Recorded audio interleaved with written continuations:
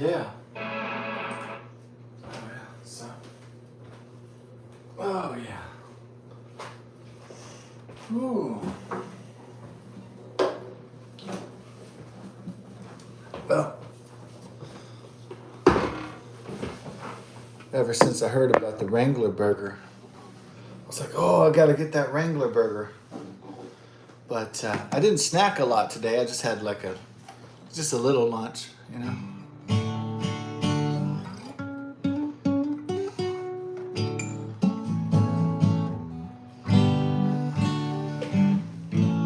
Yeah, I just had me a little bit of lunch. But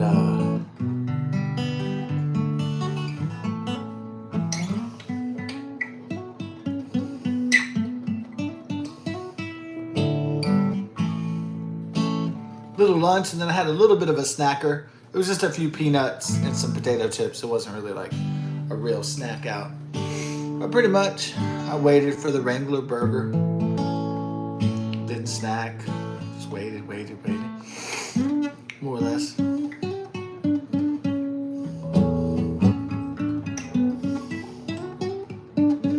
Then I got that Whataburger Wrangler burger, and it kind of fucking kicked my butt. I mean, I ate the whole fucking thing. All right. Like a food challenger, but man, maybe it was that spicy aioli, that chipotle sauce that was getting to me. I mean, I love spicy shit, but maybe it was the immensity of the double patties. Maybe it was the onion strips, you know, all the bacon, the double cheese, the double patties, the massive buns. Usually I love massive buns.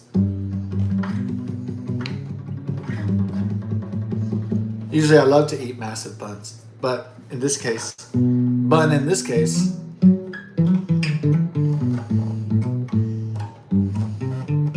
bun in this case, butt.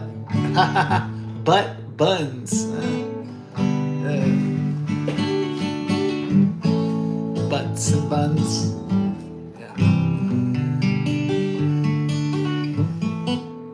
Yeah, maybe it was a little bit too much. So I have to note to self that if Wrangler burger ever order one again, I gotta make sure I'm super, super hungry, like on the edge of starvation.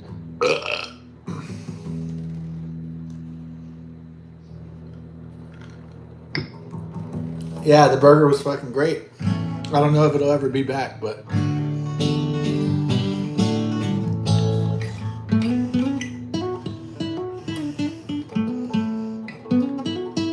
Does it beat the A1 steak sauce, A1 thick and hearty burger by Whataburger? It's a different style with the chipotle sauce and everything. It's not really, you know, steak sauce, chipotle, aioli sauce. Those are different animals altogether. So.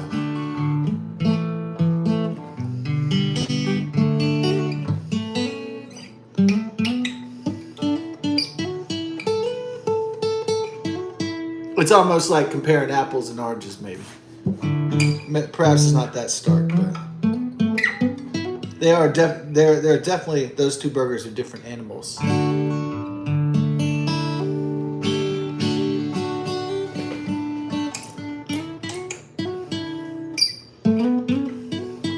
Yeah, I worked at CVS Pharmacy overnight one time, and for a while, I guess it was about a year or something. But I worked the overnight shift.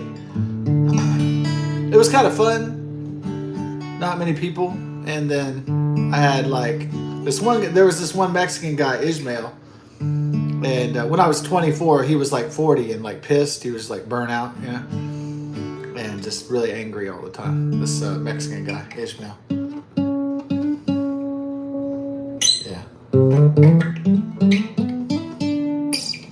CVS Caremark, the pharmacy. But I just put on my headphones. I listened to Eric Clapton, the cream of Clapton, to get me through that job, and I just put up the panties and shit, and the tampons and condoms or whatever, and yeah. Maybe sometimes I had to organize the pantyhose and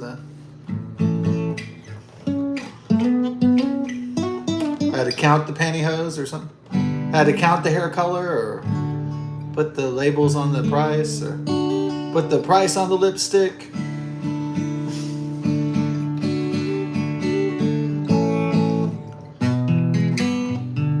But the Eric Clapton got me through.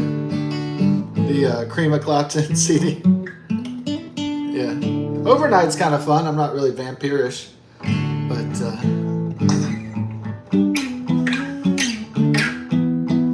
so it was Ishmael, and then my supervisor was Redwan Zahir. He was an Indian guy. And he'd always say, "Oh, what's the joke of the day?" He'd go, "Oh, it's the joke of the day." And then he'd say a joke. He'd had to yell at Ishmael, the Mexican guy, because he was like, "Fuck this shit. Fuck this job. Fuck this fucking shit." You know, he had a bad attitude.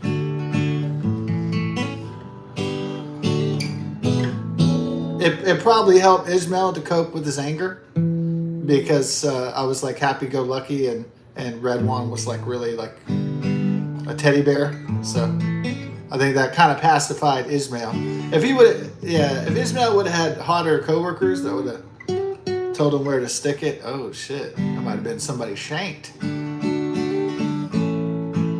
You just had to listen to Ishmael's shit. His anger probably had to do with, I don't know, being a middle-aged Mexican dude that works at Eckerd's or CVS. Yeah, for minimum wage though. You're like 40 and you're getting $7 an hour. I mean, how happy is a motherfucker supposed to be? Probably not that happy. Like glad to have a job, but not excited about the job, the minimum wage pay. Yeah. Oh.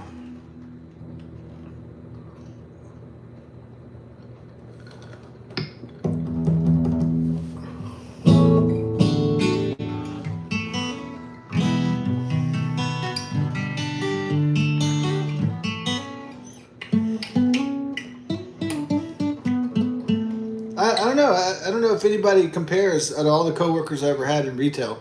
I don't know if any of the coworkers ever compare to the rage of Ishmael. Yeah. That was some kind of rage. It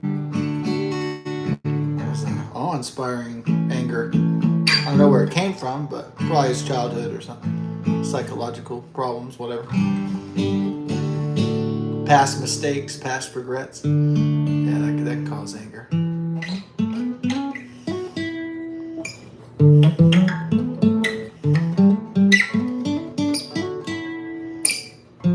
Yeah, troubled upbringing, bad home. You know, the list could go on and on.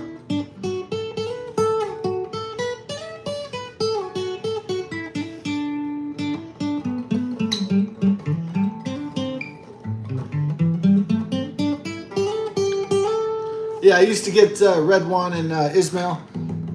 I'd run after, it was the midnight shift, so it was like 10 or 11 to 6 a.m. Or it was like, was it like 11 p.m. to like 7 a.m. or something like that? Yeah. Called the overnight shift at CVS Pharmacy back in the day. So I used to run to Whataburger all the time. Late at night, 24-hour Whataburger off FM 1960. And I'd get us the burgers and take down all the orders and take the money and all that shit and go get it. And then bring it back and we'd eat it. We'd sit by the magazines. And then Redwan would look through the different glamour magazines in the pharmacy. And then I wouldn't really check out the magazine. I was just more interested in eating the Whataburger and then shooting the shit. So it was fun. They didn't even have like an official lounge area. Oh yeah, the guy Tuan, the overnight pharmacist, would join us in the shenanigans, the Asian guy.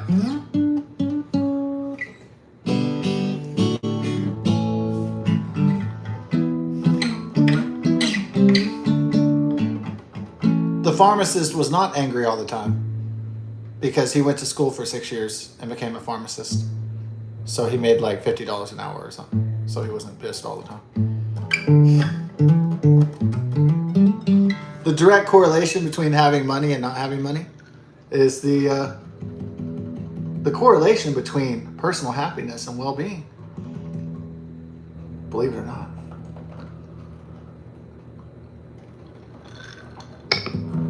Yeah, 6 years to become a pharmacist. Was it $50 an hour he made? He made a lot of money. Yeah. And he liked the overnight shift because there wasn't that many customers. He just had to take What was the funniest thing happened to Twan in the pharmacy? It was there was this cute brunette girl. She came in and she was like, "Oh, sir." She knew he was the pharmacist. He had the lab coat and everything. And she's like, "Sir, do you have the female condoms?"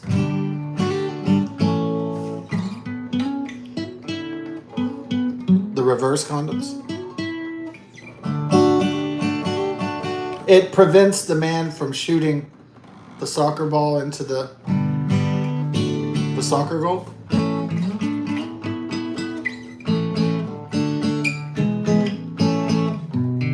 And she goes, I feel so embarrassed asking about the female condom. And he's like, "Oh, it's all right. I get questions like this all the time."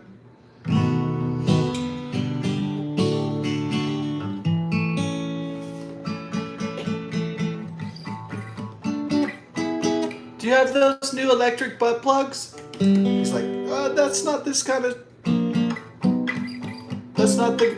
shop, ma'am. It's called Zone de Erotica. That's the one you want to go to."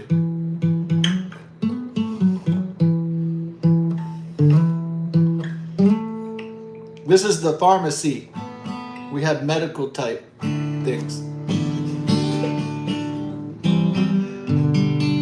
We have medicines and things like that.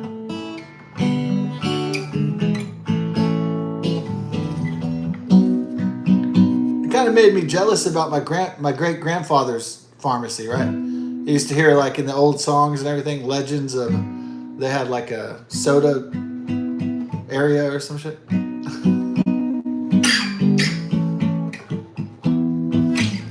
So old pharmacies used to have like soda shops. Man, why did my grandpa and great grandfather get to have all the fun? Yeah, just can't have nice things these days, like our elders did.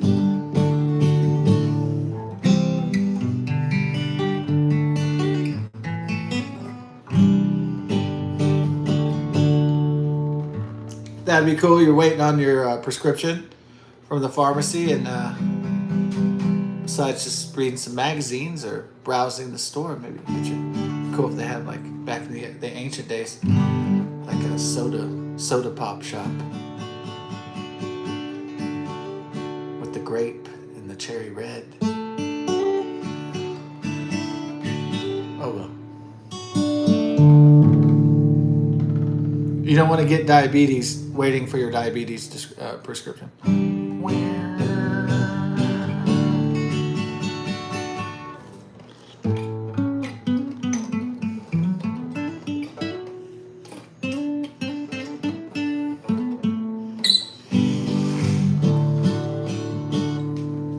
Yeah.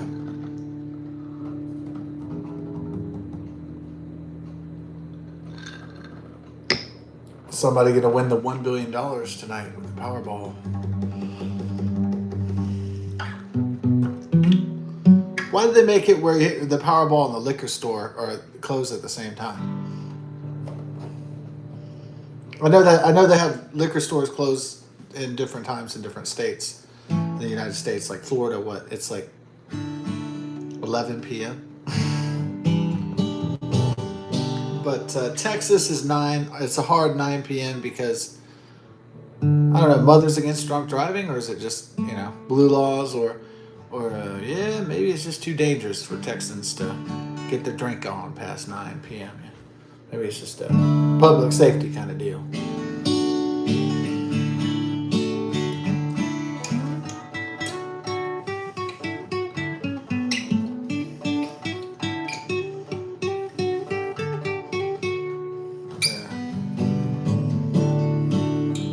Yeah, I don't even know why they put the Powerball at 9 p.m. anyway. I don't even know what that's all about. Oh.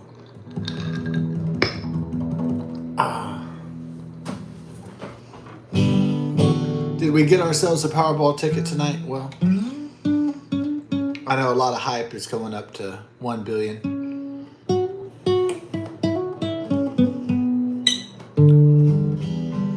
So I decided, man, what if nobody wins tonight? And I thought about that particular possibility. I thought, well, what if I just played on Monday and it went up to $1.2 billion or something? How about that? I just kind of felt like Monday is the day, Labor Day. So I'm going to go with my instincts. I could be wrong. Somebody could win tonight. But I'm going to go ahead and stick with my instincts and wait for Monday. Come Monday, it'll be all right. Jimmy Buffett.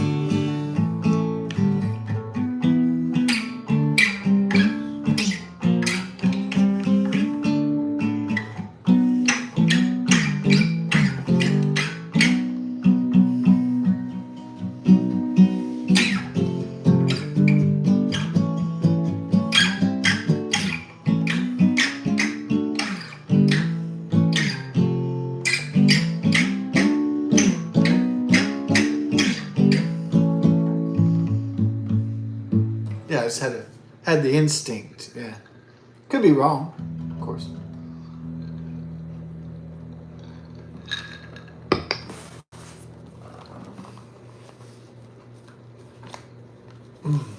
Basic instinct.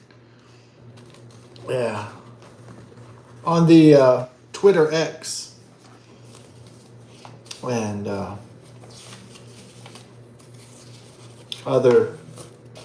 other places on the internet, they always show, you know,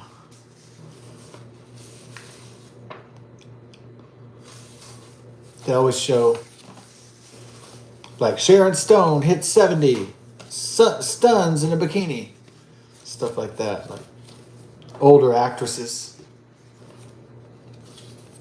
Elizabeth Hurley shows her tits or something.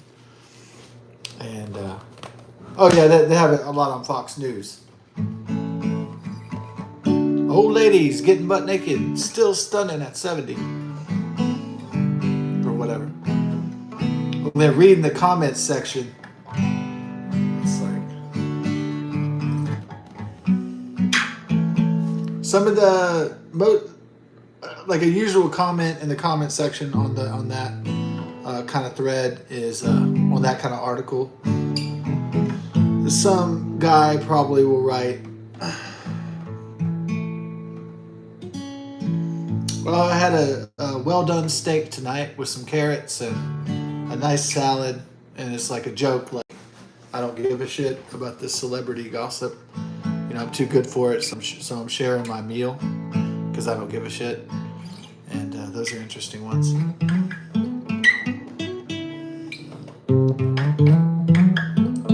So then maybe you got the perverts, and the perverts are like, dang, I'd still wreck that 8-ball. I'd still put it in that corner pocket. And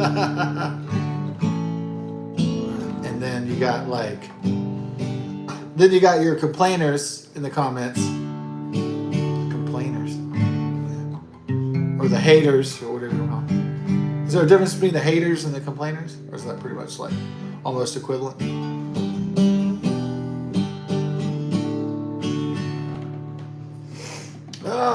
Why do these older actresses feel the need to go topless and show their bodies and show their butts, and who cares? Shit like that.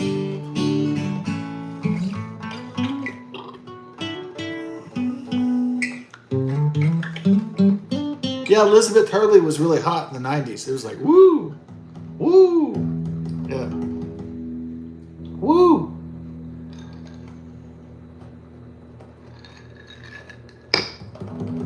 And now it's like,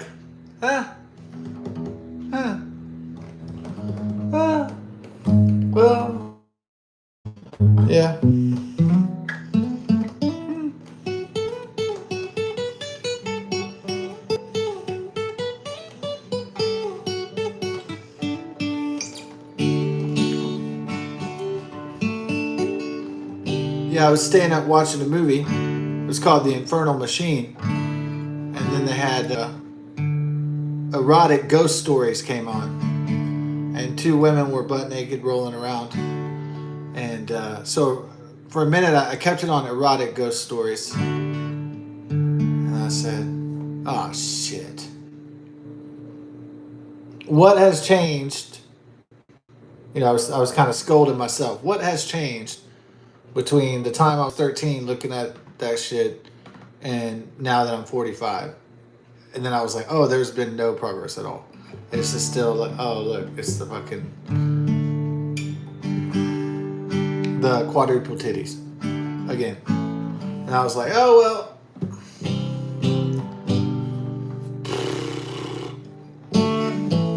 It is what it is. The late night nudie, the softcore porno movies that come on cable, they still come on. And it's still the same shit.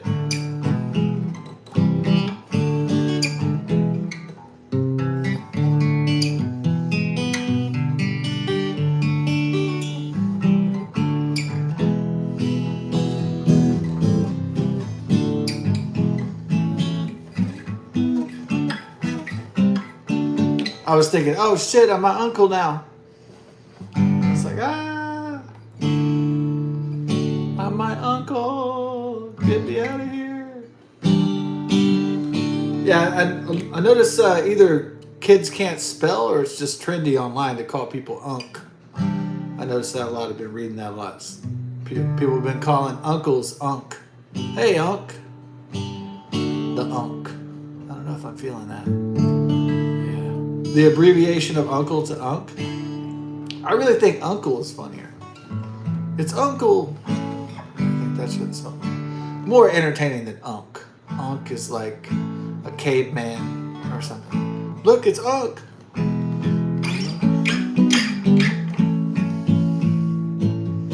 Unk can be derogatory or it can mean a compliment. So I guess it depends on the context.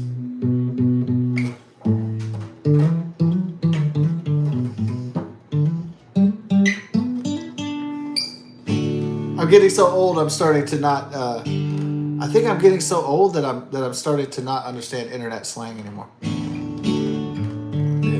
like some new slang will come out or some bullshit butchering of the English language, and I won't even really recognize it anymore.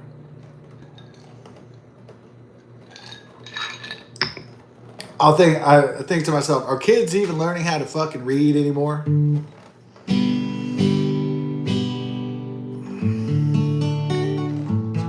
Are kids just learning English on the internet? Say it ain't so.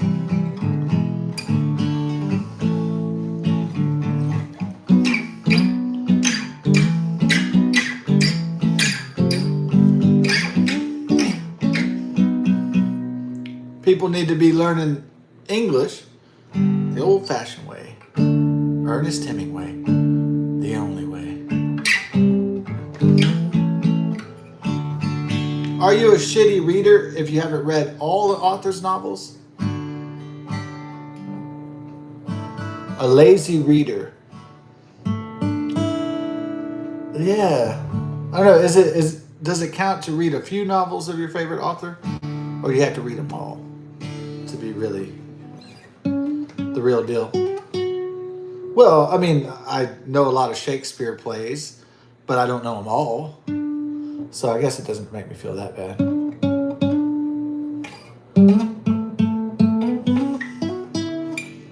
Well, I did get through For Whom the Bell Tolls, Ernest Hemingway, 1,000 pages. I was proud of myself. That was not a sign for school or college either. That was personal.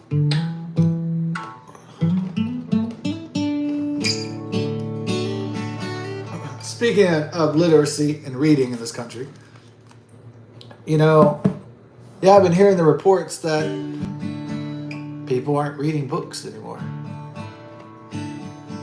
Is it Fahrenheit 451 already? The temperature at which books burn. Ray Bradbury.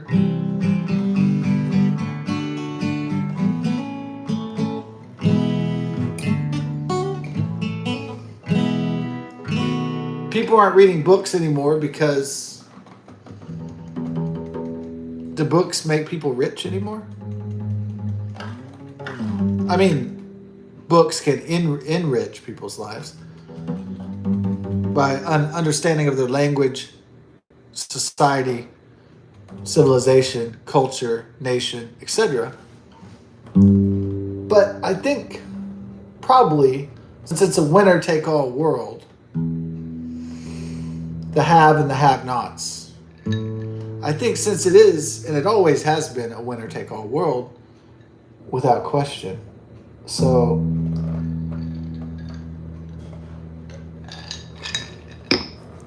the arts and humanities are not revered as much because no one fucking cares about them anymore. That's why. Because they don't make any money. And if they do make any money, it's some corporate controlled, contrived bullshit by only a certain amount of people that get to enjoy the fruits of it. So it's not an arena necessarily that everybody can come play in, right? Because it's only certain people, only certain elites are allowed to play. And like acting, for instance, right? It's like, it's always the same guys. It's Matt Damon, Tom Cruise. It's always Matt Damon, Tom Cruise, Ben Affleck. People don't really have much of a choice. You know, it's just Brad Pitt, fucking, but they're like 60 or something now, or whatever. So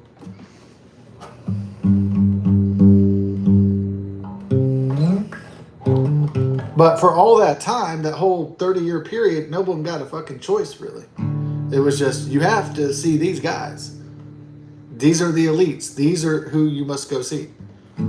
People really didn't get much of a choice. So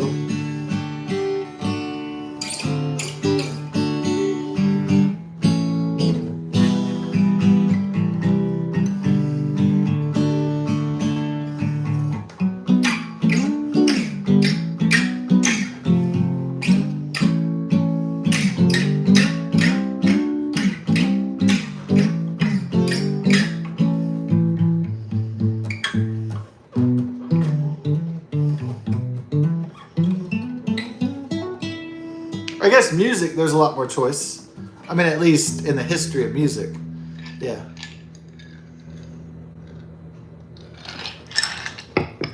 I mean, it's not that YouTube or some corporation makes us just listen to Taylor Swift and Beyonce and Katy Perry, and we can't listen to anything else, or we can't like anything else. So thank God there's at least, you know, we might not have as much choice in movies,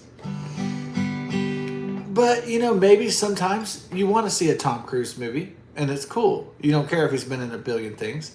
Maybe you want to see the particular movies he's in. Yeah, I think all my life there's been one actor.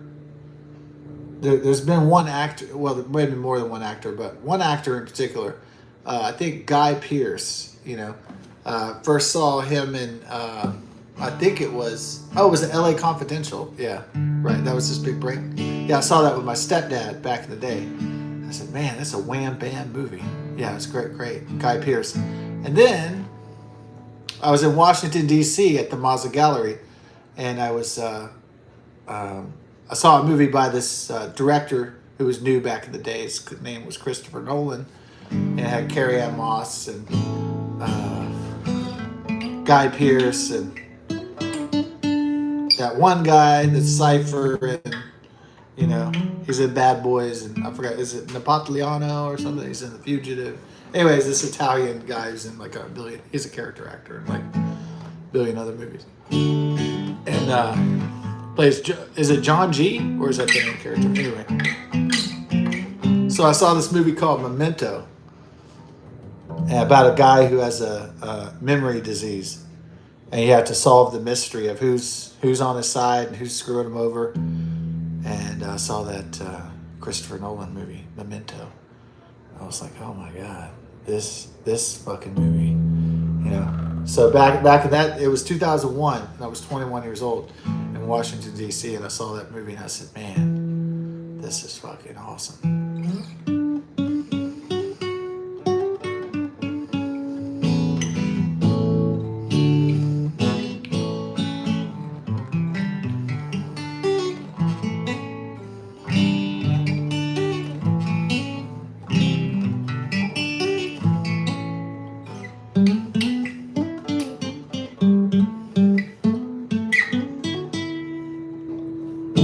Then I saw, was it based off the H.G. Wells, The Time Machine? Oh man, they made an updated Time Machine. I'd seen the old one, you know, with Malcolm McDowell and that old English actor. Was it David Warner and was Mary Steenburgen in that one? I forget. This Back to the Future. Maybe I'm mixing it up with Back to the Future 3. It's Mary Steenburgen in it. Anyhow. Yeah, but this Time Machine update for the 21st century was fucking like amazing. Like the special effects and the acting and everything. It's really great.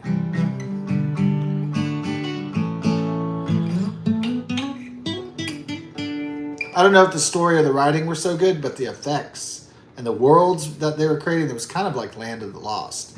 They were really creating that sort of Land of the Lost kind of Chrono Trigger type fantasy world. It was really good. And so, in terms of fantasy worlds and time travel and stuff like that, that sort of genre.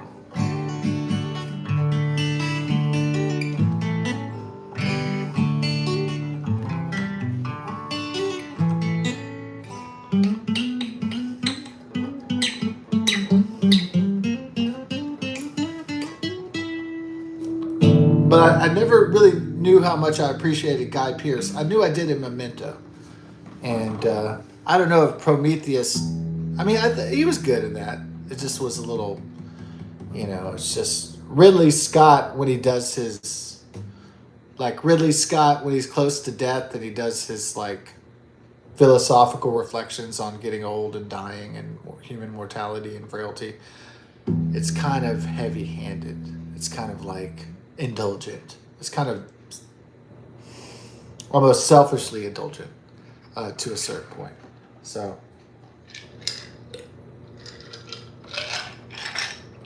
like if an older man is like sitting around and he's 75 and he's like, and all he says is, man, I'm going to die.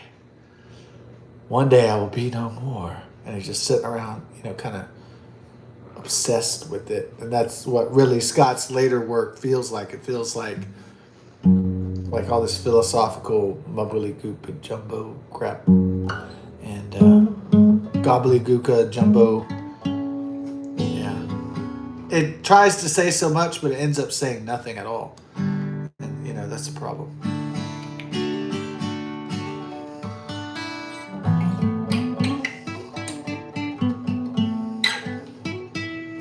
So then,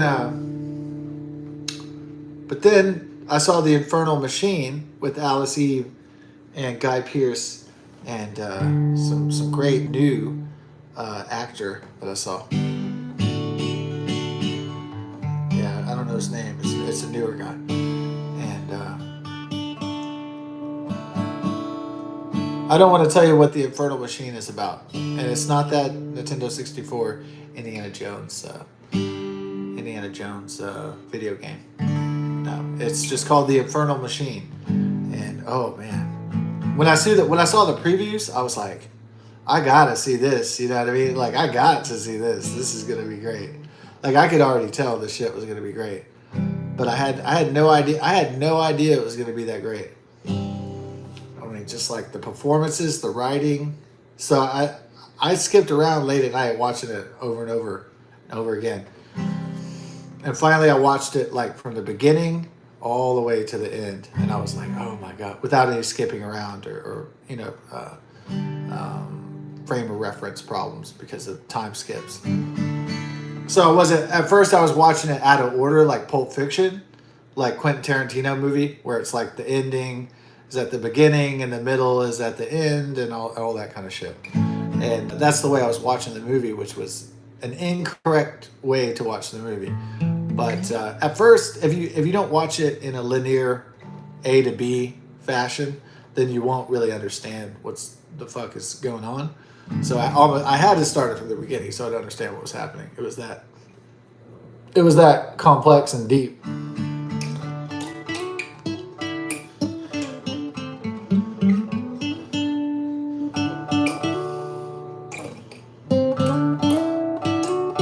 I think the director is able to get anxiety down. I think he gets like alcoholism. I think he gets like aging. I think he gets. I think it gets like there's all these themes in Infernal Machine, and they're like really deep ones. And that's why I like that movie. Not because Alice Eve is hot. She doesn't show her titties. She doesn't get in a bikini and dance around and shit. It's not that kind of movie. So, is there one scene where she's hot? She's in a restaurant. She looks kind of hot, but that's about it. I mean, Alice Eve can't help but be looking hot. So you could probably dress her up as a fucking in a burqa with a Arabic. You could dress her up as a nun, and you'd still be like, oh my god, it's Alice Eve. You could dress her up in a bear suit. It wouldn't matter, dude. She's just too hot. It's too hot to trot. Yeah. Those British babes, they don't mess around. Those English babes, that's another level. Oh yeah.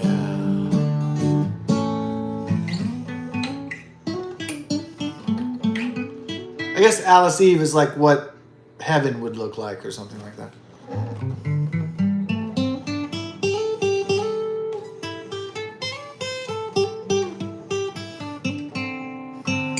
Well, heaven for a man, I guess you could say.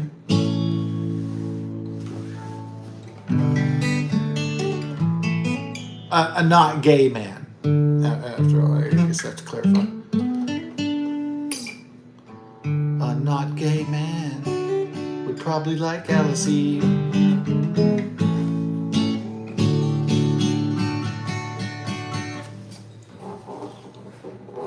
Yeah. A not gay.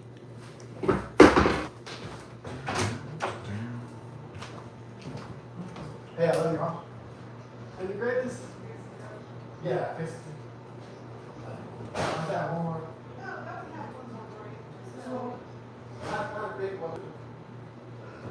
Let's just do one little pour. That's not one little pour. That's one little. Maybe a little. Oh, yeah. Well, I mean, I use the old eyes. So I'm sorry. Hello? Are you still watching Nike? Oh, that makes it go out.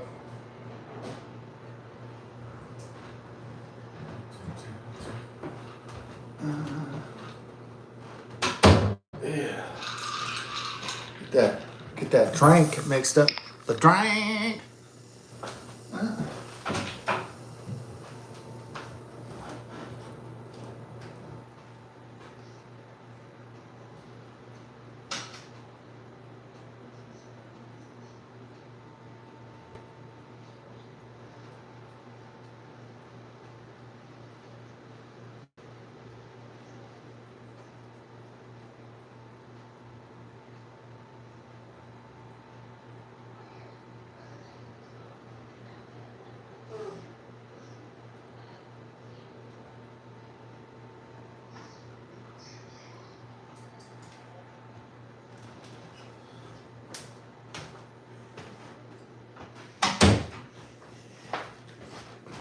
I don't really want to tell many people about what the Infernal Machine is about.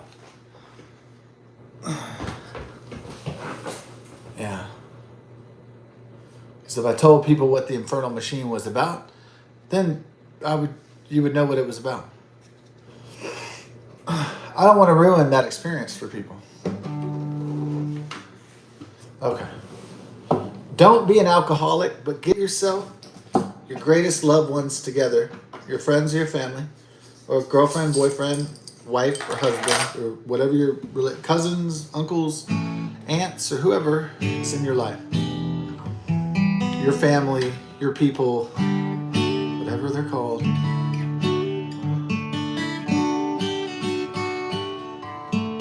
your LGBTQ, trans, queefed out, or whatever. Whoever you are out there. If you're queer or not queer, or steer or queer or cheer or whatever, however you identify as an identity, as a human organism.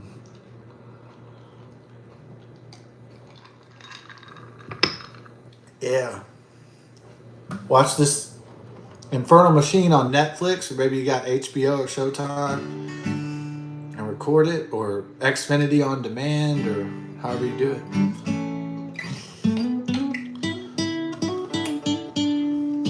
And then get yourself together.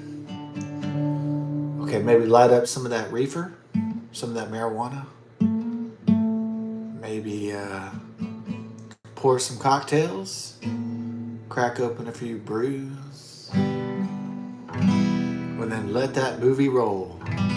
But pay attention though. Pay attention to every single detail. Because if you miss any detail in the movie, you might get lost real quick. So even the opening credits, you got to be paying attention, unfortunately, but that's just the way the movie is.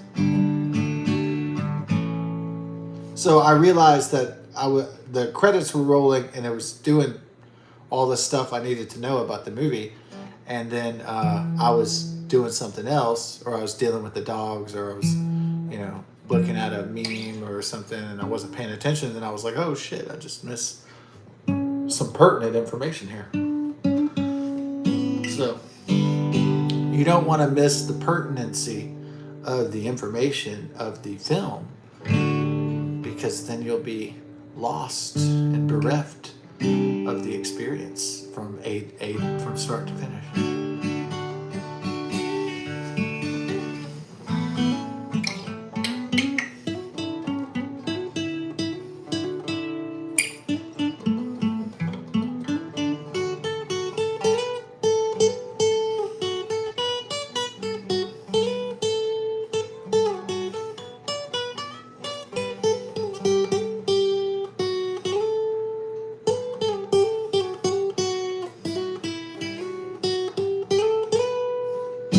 Yeah, so I saw Jenna Ortega on Seth Meyers last night. And I said, she's 22, isn't she? I said, oh my God, it's Jenna Ortega. I was like, she's 22. She's 22. And I didn't look it up. And then I was like, I bet she's 22 years old. And then I looked it up and it said, Jenna Ortega, 22 years old. And I was like, oh.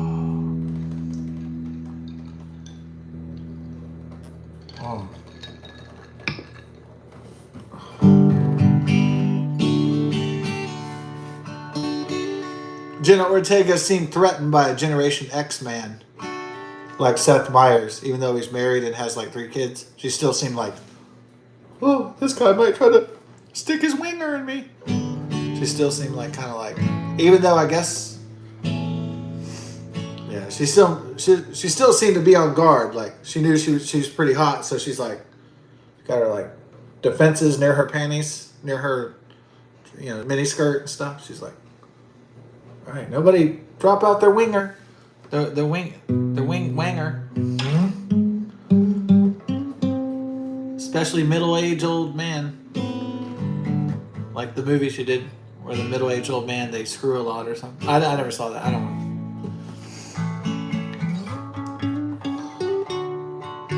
She made a controversial movie where she was banging an older guy.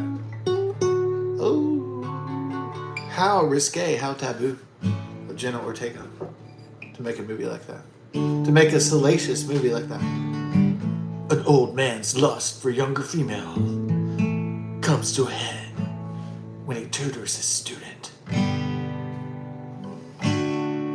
But she fucks him. Whoa. Wow.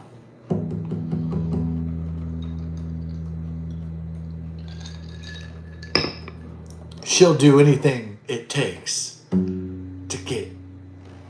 to the job she wants, even if it means. Or maybe it's like, the young woman has a daddy fetish that just can't be quenched. It's like, the young lady with the insatiable grandpa appetite. Was that how the movie goes?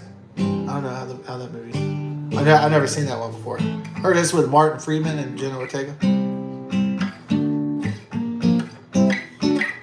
What are the advertisements? A woman with an insatiable older man appetite.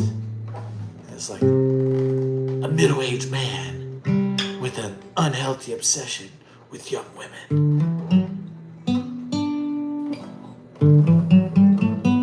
And these two forces, these two sexual forces collide in a car crash of lust. Is that how the advertisements are? Probably not, but.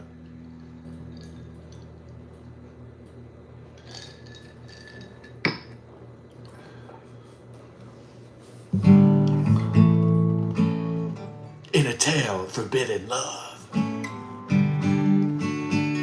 raunchy sex scenes, Jenna Ortega and Martin Freeman in butt sex.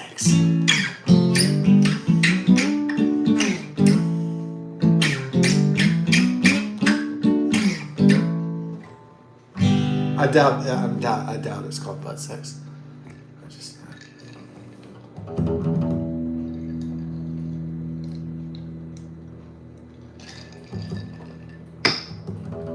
It'd be hard for people, the serious cinematic audience, to go see a movie called Butt Sex. Booty sex. Rear entry. Up the poop. Up a pooper shooter. The legend continues.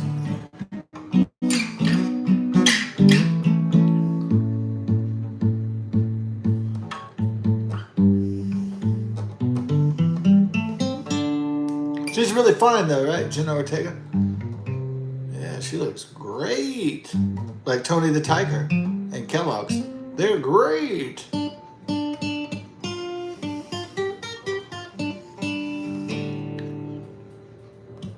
Kellogg's Frosted Flakes. They're great.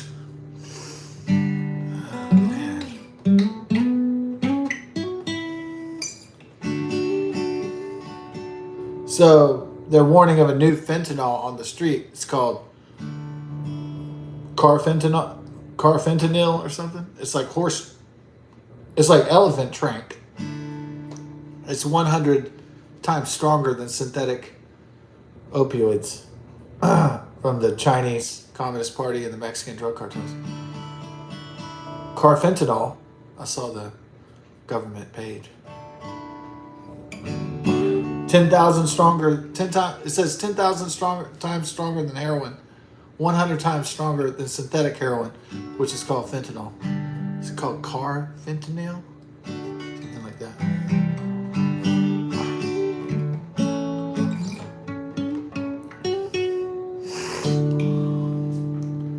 Yeah. I used to just grab shit off the ground. Yeah, sometimes I found a $100 bill. One time I found a knife. Just walking around Houston. Found a knife. I found a $100 bill. Yeah, one day I found a bag of pills.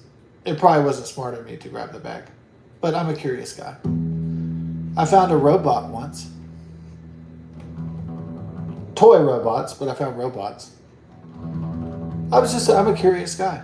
But unfortunately, yeah, the problem is with being a curious guy is that there's a lot of dangerous pills out there. And there's some of these, I believe some of these can enter your system upon contact. It wasn't too bright of me to grab a bag of drugs.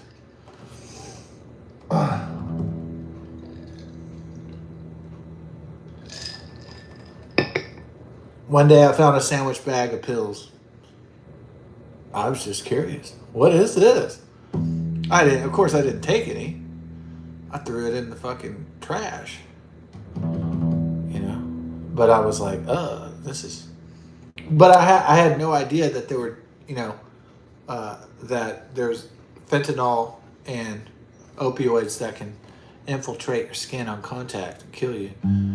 I didn't know about skin to pill contact that could kill you until I started to hear about it, about cops getting sick and overdosing and stuff like that. So I was like, oh shit, this is fucking, don't fuck around. Because if you fuck around, you might find out, as the old saying goes. I guess it's a new saying. F-A-F-O, fuck around and find out.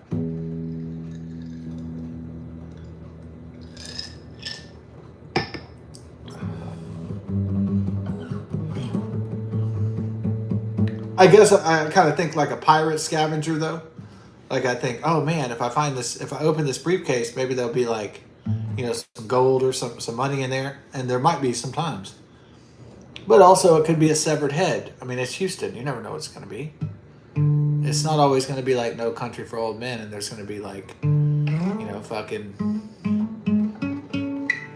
It's not always going to be a suitcase full of $8,000. Sometimes.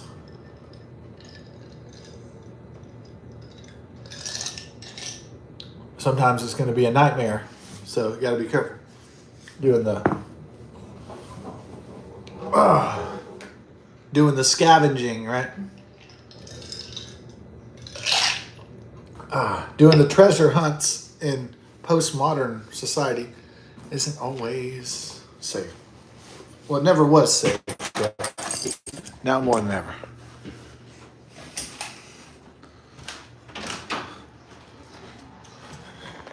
Hey, Tula. All right, I'm heading out now. Oh, yeah. Hey, Tula, I'm coming back. Don't worry. Yeah, I know. I don't want no TT in the white, bro. Tula Dini. She's a magic Tula Dini. Okay.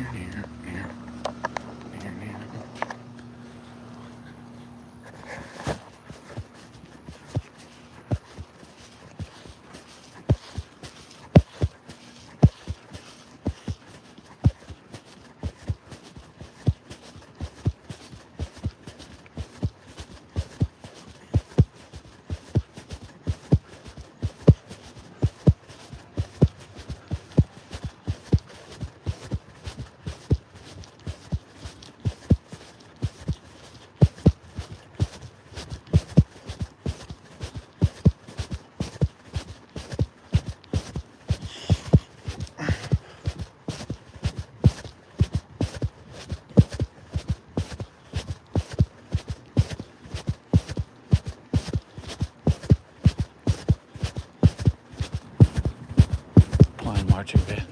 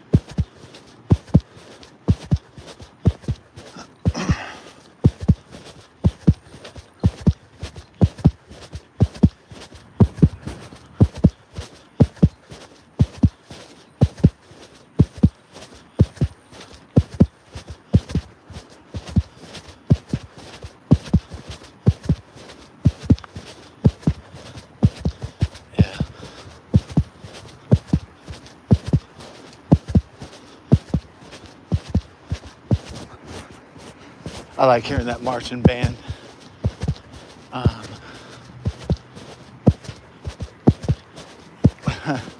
like when they play Seven Nation Army by White Stripes.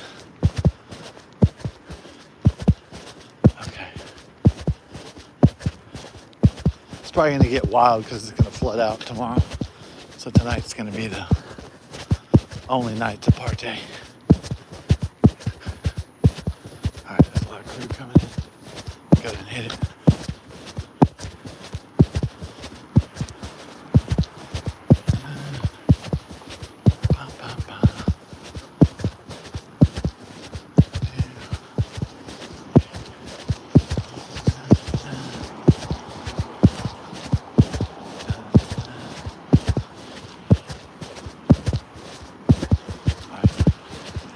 Maybe some people don't know that the liquor store closes at 9, something like that.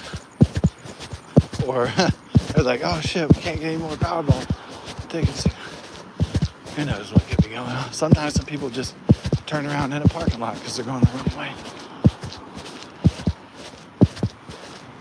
There's a multitude of explanations for that.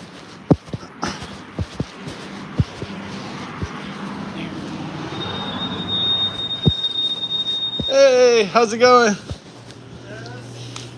Busy night for the billion?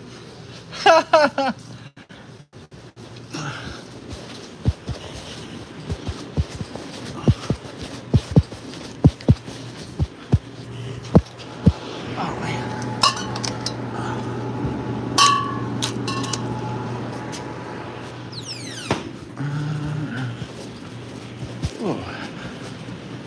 Dun, dun, dun.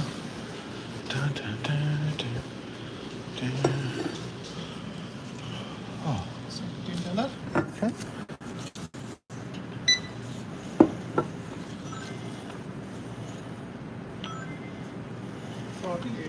All right.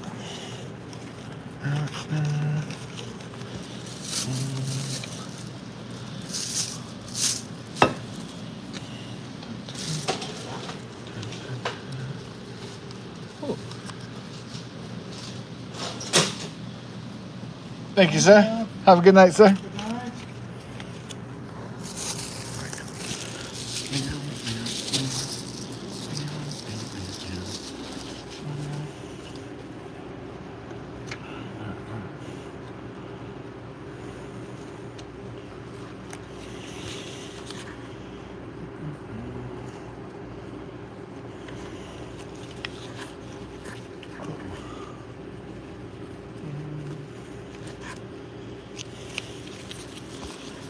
Thank you. Good night.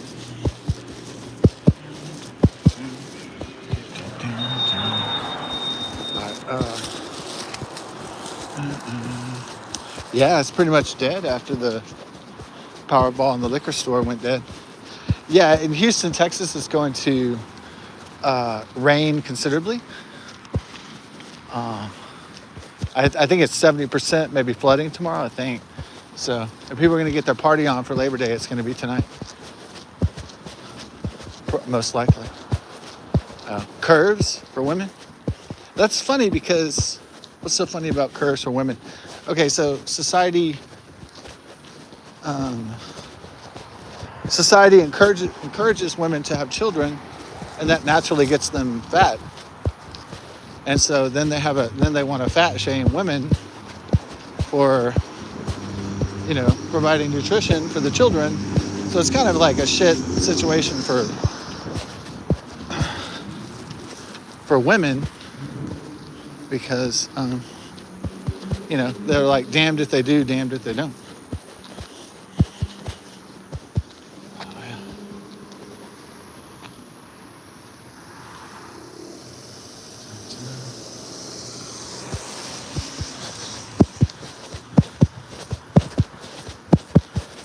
Because on one hand, society is like, get fat so you can feed the children.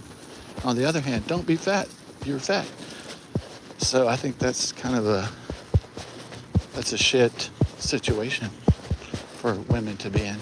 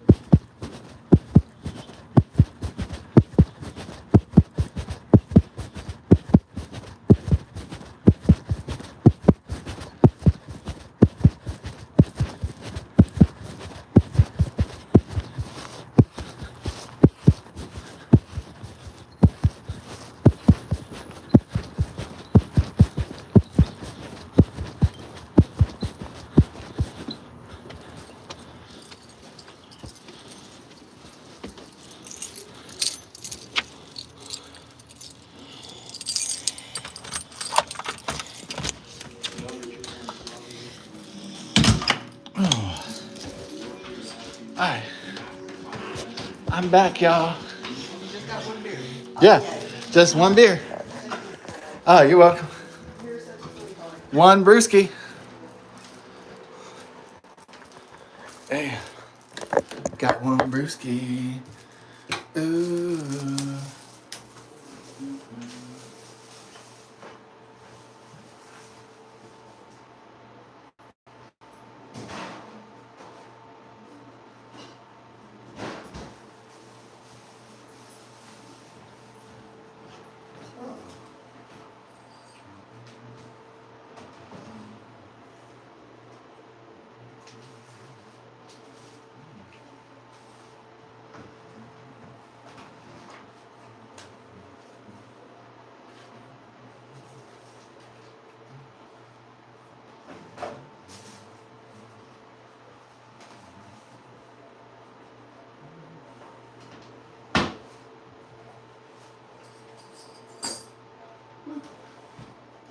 Time to take a shit.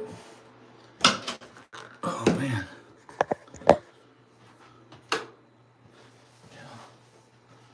Oh. Taking a shit now. Oh. That Wrangler burger really does it, man. Woo. Wrangler burger.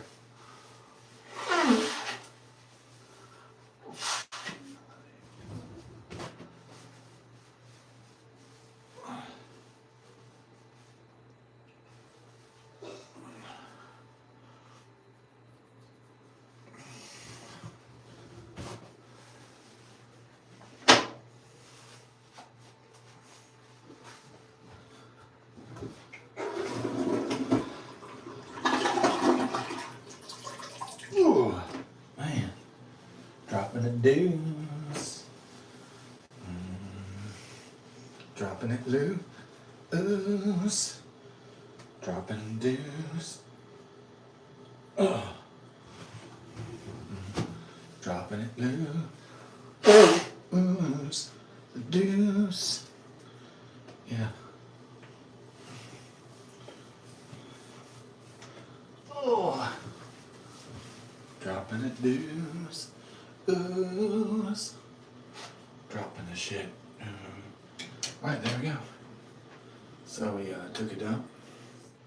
Ready to go. But what we gotta do after we take a dump though, we gotta freshen up here. Alright. We gotta get the soap. Okay.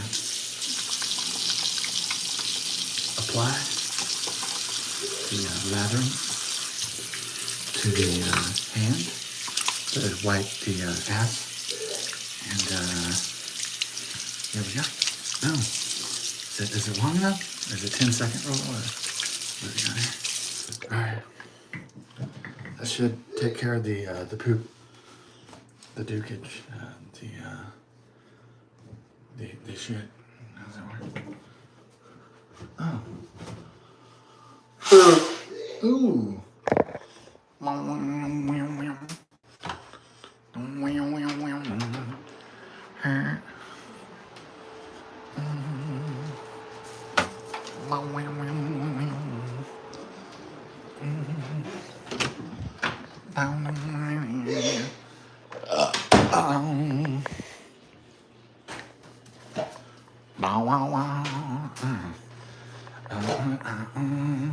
We get a brewski. We get a brewski fired up. Yeah. So we didn't get 2 brews. We only like to have 1 brews. Ha ha ha ha. Ooh.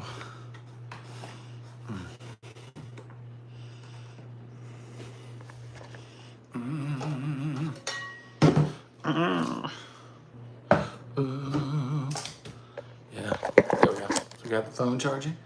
Oh yeah. Then we get the brewski. Ooh. All right, get the telly on. Oh.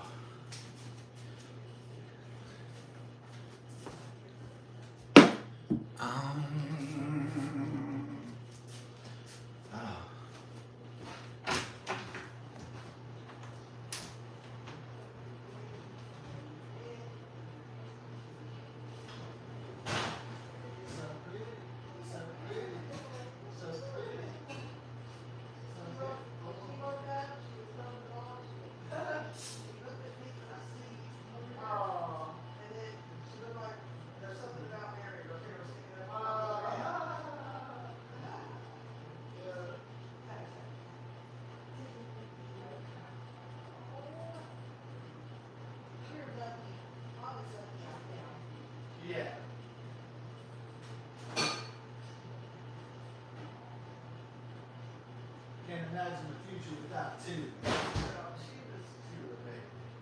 She was just the most adorable thing that I could have.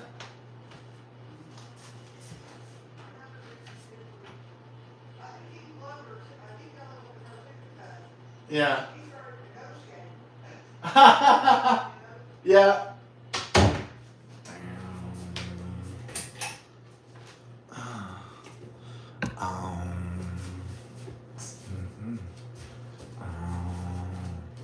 So we got this bad dad right here. This has been chilling for a while. Yeah. They wanted $5,400 for her originally. Oh, you went down to 5,000? 4. Oh, 4. Oh, okay. We Oh, asked wow. for 39. Oh. And they said 4,000. They'll go for it. Yeah. 5,400. Oh. That's what scared me if she was to escape. Woo, $4,000 down the drain. So we froze this vessel here, and then we filled it with beer. I'm sorry. What? My best thing was, which I know will never happen again, Princess for $150 and Yeah. for $150. The good old days are over. Yeah, that'll never, ever. The $50, the 50-cent gas and all that. Those days are long Yeah. gone. But I would have felt better, if I had it all just for $150. Yeah. Shots and their medicine and everything. It makes me nervous with her. Yeah. Well, at least you don't have a French bulldog, right? Right. I'm not worried about somebody stealing her. I'm worried about her escaping. Yeah, I know.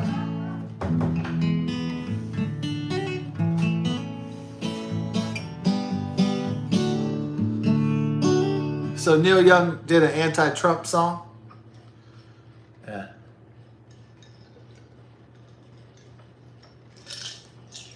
Now, I think when people elect presidents, when they vote for presidents, right? We got two choices ultimately. And one is the lesser of two evils, typically. So, or three evils.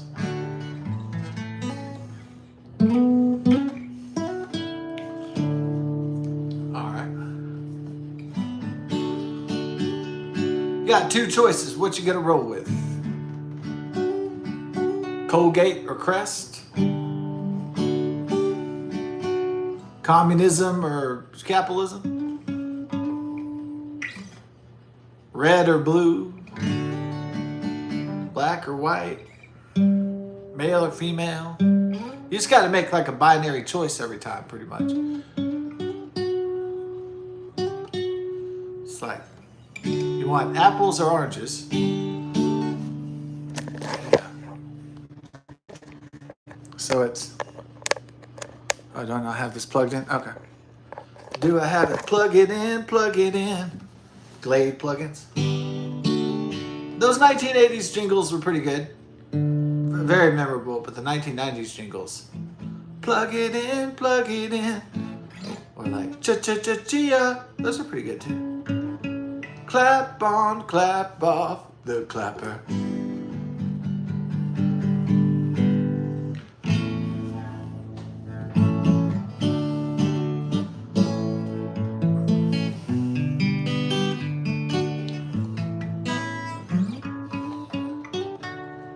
Okay. Well, we go back into the election time machine. Presidential election time machine. How far we want to go back? 1992. Okay, 1992 election. It's either re-elect Herbert Walker Bush Sr. when the economy went into a major recession, and he said, "Read my lips, no new taxes," and he raised taxes. So that was pretty much the end for him. So he kind of sealed his own fate. It wasn't really, he could have had a better, he could have had a 2-term. Yeah, he just sealed his own fate because he fucking lied.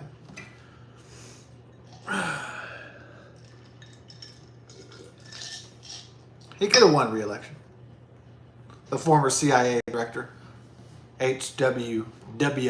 Herbert Walker Bush, and vice president to Ronald Reagan. He could have had 2 terms. in the bag, man. But he lied to the American people, and he fucking...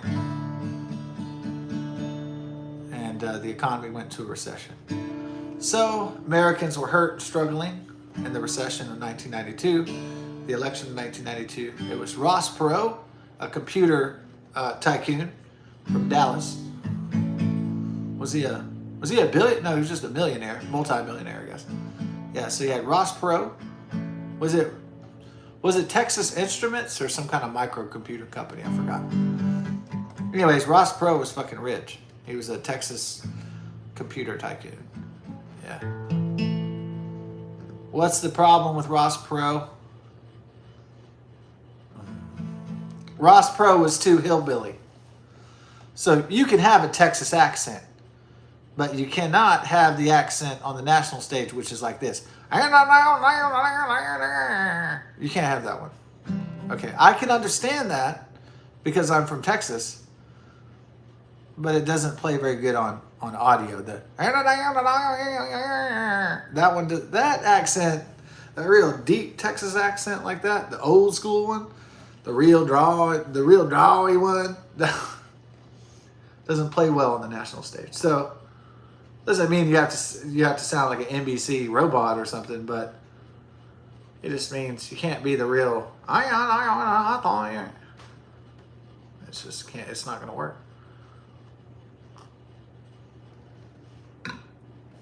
Plus, he had like a weird looking nose, and he had big fucking ears, and he was already real old and shit.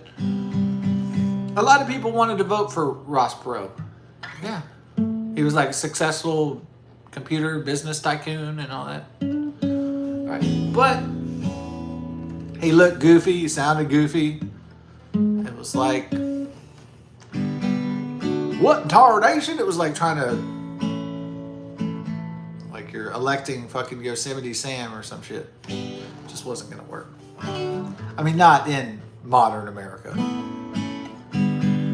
Maybe he would have got elected back in the LBJ, you know, when they got those real redneck dudes that would get power and stuff like that. Like Lyndon Baines Johnson and stuff. When you got real rednecks in politics that could actually get in.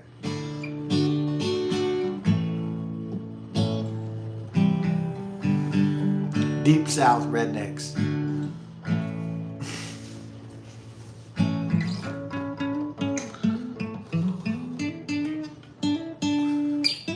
Then you had the former governor of Arkansas and his ruthless wife, Hillary Clinton.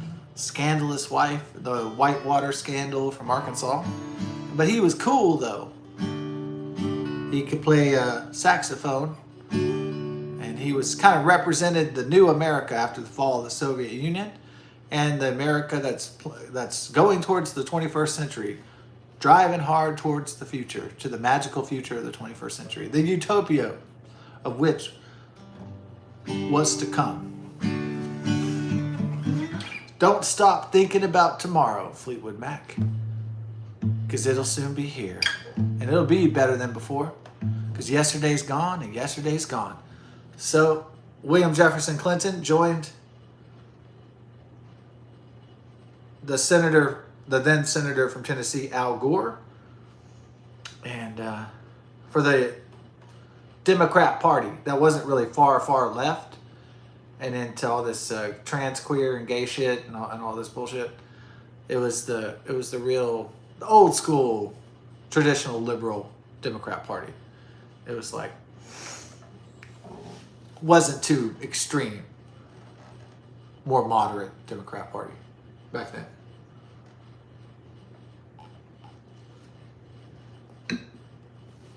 So William Jefferson Clinton won in 1992 and defeated Herbert Walker Bush Sr. because of his failings as a president, and also Ross Perot, the third party candidate, took away probably votes that might have went to the third party candidate. Usually always takes away votes that would have normally went to one of the incumbent or the opposing party. So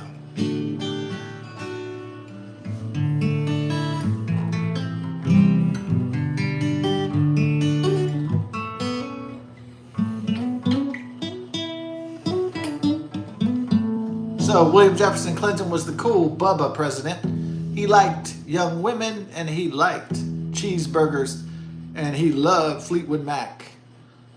And he could play the saxophone and he could jive and he might have smoked marijuana, but he didn't inhale. And he had no relationships with, and he has no interest in young women, according to Bill Clinton. I have no interest in, I've never had sexual relationships with another young woman. I smoked marijuana one time, but I did not inhale.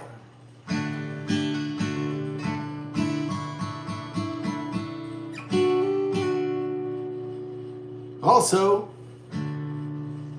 I took a shit one time. It didn't stink and it wasn't brown. Scout's honor. Cross my fingers, cross my heart, and hope to die.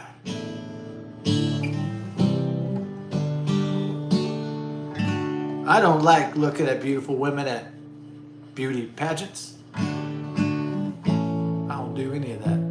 I'm a loyal family man to Hillary Rodham Clinton and Chelsea.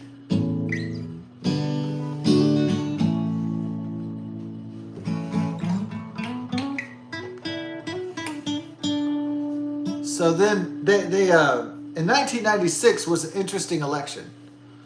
And because they got Bob Dole to run against a young William Jefferson Clinton, a young and vibrant and popular William Jefferson Clinton, why sometimes they pick an old fart to run against a Democrat? Is there some hidden hand? Is there some elites and wealthy people that are just laughing behind the curtain and it's just like the Wizard of Oz and they're just like kind of laughing at the whole show?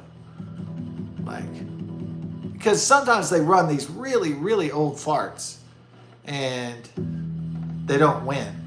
And it's very suspicious. They run these real massive old farts. I'm talking about fuddy-duddy fart knockers like you wouldn't believe. And in 1996, Bob Dole, even then, was an old fuddy-duddy, fart knocker, not in step with the future or the present. And it almost seemed suspiciously rigged that they would on the Republican side put up some old fart like that. Anyways, I mean, we could debate, we could speculate on if the American political system is rigged by elites and global elites. All we want, if it like it's already pre-planned what's going to happen. Right. So that's for the conspiracy channels or the looking deep channels and stuff like that. And there's plenty of them,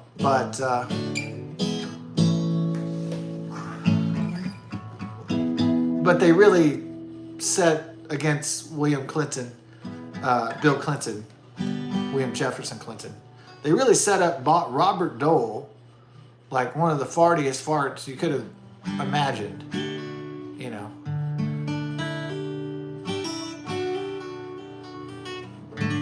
I mean,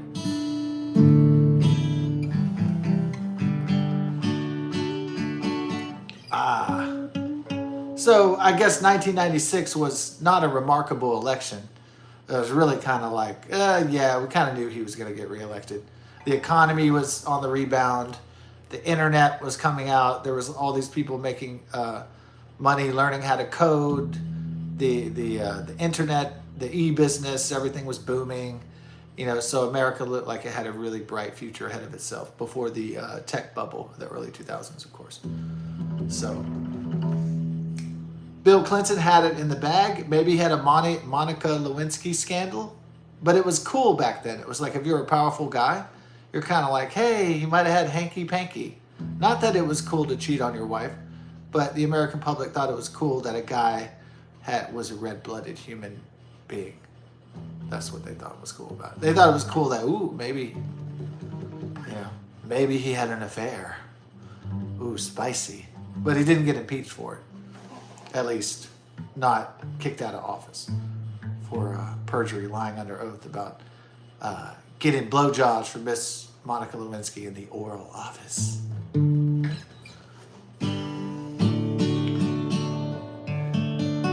Yeah, Epstein back then, Jeffrey Epstein was a shadowy figure So he was not a figure unless you were clued into those circles or you were somehow reading about him that most of the American public wouldn't know who he was.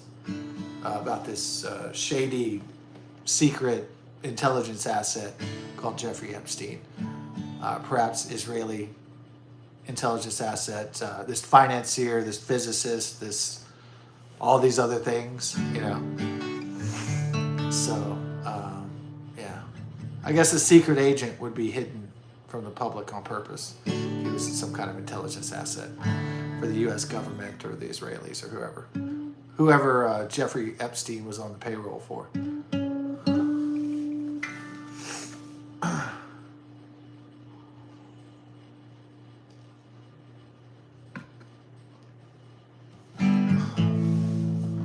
All we know is that Jeffrey Epstein floated into circles of power and wealth and influence in American and world politics and geopolitics and business. And most of the world, most of the public didn't know about who the hell he was.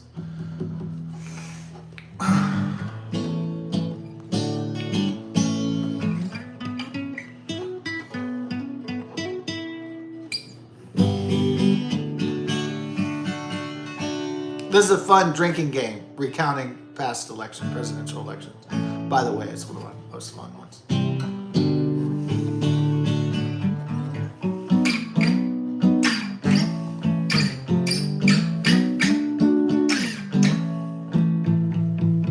So then 2000, the 21st century election. Al Gore is coming off of a glorious 8 years with Bill Clinton. The internet's out. The 21st century is dawning. The Soviet Union has fallen. America is one of the lone superpowers in the earth. Everything looks rosy going ahead in the 21st century. Maybe there's old men talking about, you got to watch out for the Chinese communists. Those chink bastards will enslave us all. Maybe there's guys doing that back then, but there's not many as calling the siren as there is now. So back in the late 90s, there was, the China, those people are atheists. They don't believe in God. They believe in Mao Zedong and the Great Leap Forward. And yeah, there were old guys back then telling us young people back then, like, watch out for the Chinese communists. They're coming. They're going to try to enslave us and try to conquer the globe. And maybe, back then, a lot of people were just like, oh, these guys are just, I understand their concerns, but these guys are just kind of alarmist. Yeah. But, I guess in hindsight, we should have listened to those guys. Yeah. Yeah, they weren't crazy. They were just like, they weren't. When America was the lone global superpower, most American citizens thought, well, not that everything lasts forever. Not that good times last forever or great things are always going to be that way. But mostly that definitely we're not going to get enslaved or challenged by the Chinese communists or infiltrated or definitely Democrats aren't going to open the border and let in foreign invaders of enemy adversary nations all over the place. So definitely Americans could not foresee that at the dawn of the 21st century. At least maybe some could, maybe some scholars, maybe some alarmists, but most Americans did not see that kind of future ahead.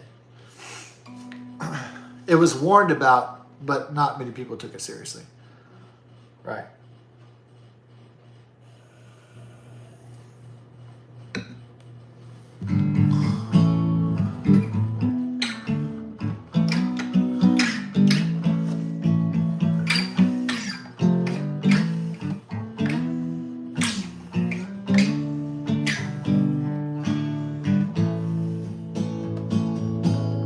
So then,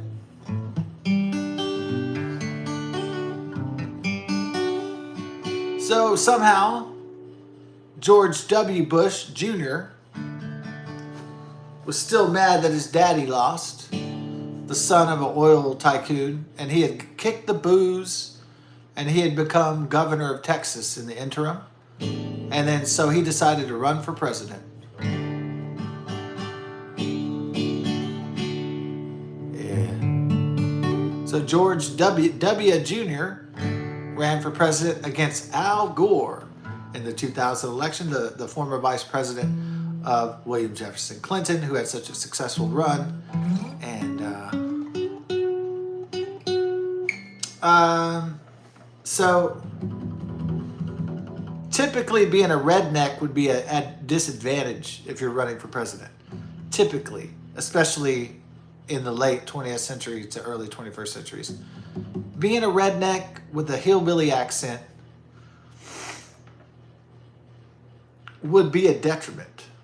But some Americans thought that this straight shooting Texas guy, even though he was part of the Bush elite dynasty clan, some people thought, well, this guy's a straight shooter. He's a straight from the hip. A lot of Americans said, well, we had good years during the Clinton and the Al Gore years. Why don't we just keep that going in the 21st century? Let's get on the Gore train. Let's get Al in there. So some people like the straight talking Texas cowboy persona of George W. Jr. And then some people thought he's stupid. This guy's an idiot. And they thought, this guy's just a redneck hillbilly dumbass. And let's vote for Commander Riker. Let's vote for Al Gore. Let's vote for this well-educated guy from Tennessee who looks cool, sounds cool, and the last 8 years are great, more or less. All right, so that was the split.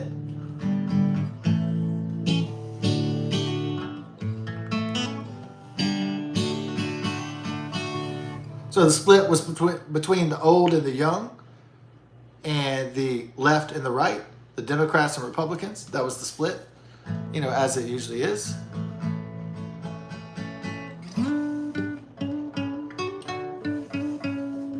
But then, what threw the race? Well, two things threw the race, historically speaking. You're talking about Al Gore.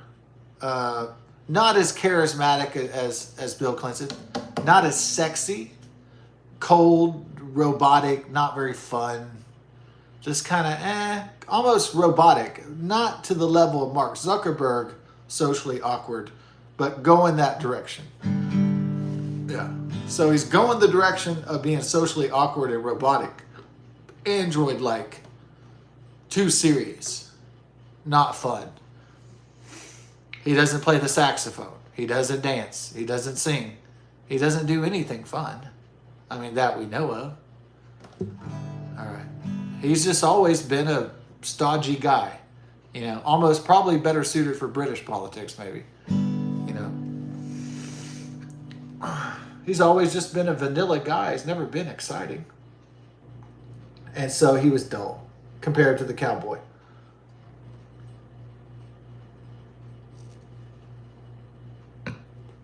The colorful junior cowboy, George W. Bush, W. Jr.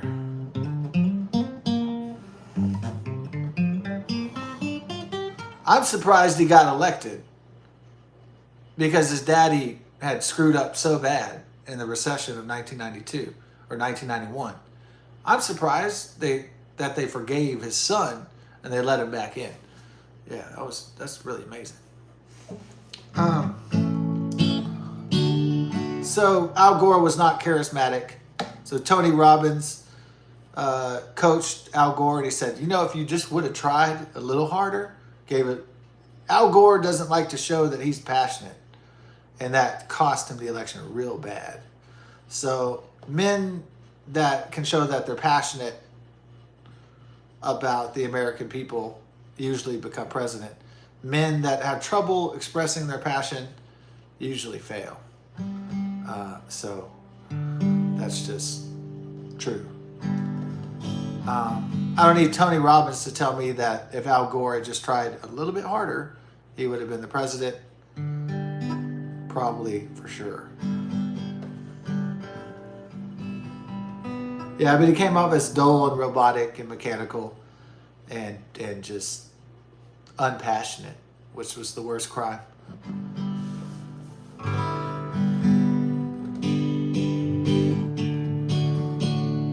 But then there was a consumer advocate called Ralph Nader, and they had third parties before, like Ross Perot in 1992, that almost definitely assured George H.W. Herbert Walker's defeat, senior Bush, in 1992. But this time, the third party candidate did not hurt the Republicans, he hurt the Democrats. And so there was this guy called Ralph Nader who was a consumer advocate. He was kind of like a Carl Sagan, Bill Nye the Science Guy type, kind of almost like he kind of looked like Abraham Lincoln too. It's basically like Bill Nye the Science Guy meets Abraham Lincoln meets David Byrne or something, like some kind of intellectual, quack guy like that. And so he just reminds me of all these other people in history, famous people through history. And so he, like Carl Sagan, the nerdy guy. I mean, that's Ralph Nader. I mean, maybe Carl Sagan's nerdier than Ralph Nader, but Ralph Nader was extremely nerdy. So he started the Green Party, and it siphoned off votes from Al Gore, leading to Al Gore's defeat and the clinching of the 2000 election by George W. Bush. I wouldn't even say that George Jr. defeated Al Gore. I want to say Al Gore was defeated by himself and Ralph Nader. Period. Just end of story. I don't think that George W. Bush was particularly talented. I don't think he was particularly well-spoken. I don't even think he was particularly, even a Yale graduate, I don't even think he was particularly well-educated. He was just a guy with a rich daddy who happened to be former head of the CIA and former president of the United States, vice president of the United States. He had always led a privileged life. Usually privileged people continue to live privileged life. They don't fall from grace, into shit or poverty or something like that. They usually tend to keep their privilege going for as long as it can last. So, I'm not saying in every case it's like that, but for the Bush dynasty, Bush dynasty is not a dynasty that's going to just, fade out overnight. It's going to take, a few generations for it to become irrelevant. So, I mean, it's irrelevant now, but I don't expect it to ever come back, any Bush come back into American politics. It would be surprising, but not surprising, I guess.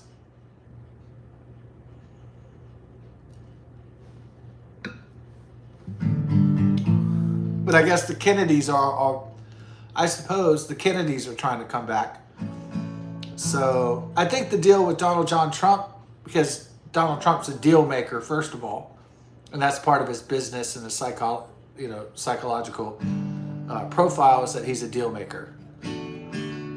I suspect that RFK Jr. said, you know what, I'll help you get elected with the Kennedy family name if you give me the position in the Health and Human Services. And then Donald Trump said, yeah, come join my pirate ship. Come join my pirate ship full of the wildest people that you never thought would be on my team. You got Hulk Hogan and Kid Rock and Robert F. Kennedy Jr. and all these different kind of wild people in this pirate ship. This wild ass pirate ship we got going on here. This motley crew. Yeah.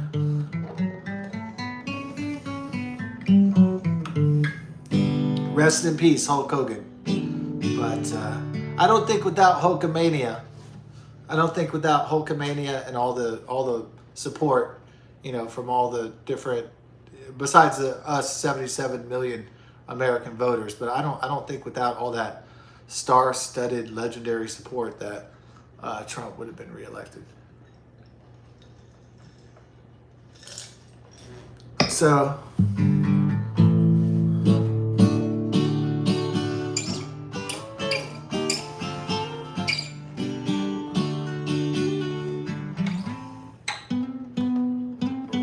So, of course, after George W. Bush is elected, September 11, 2001 happens. A year after.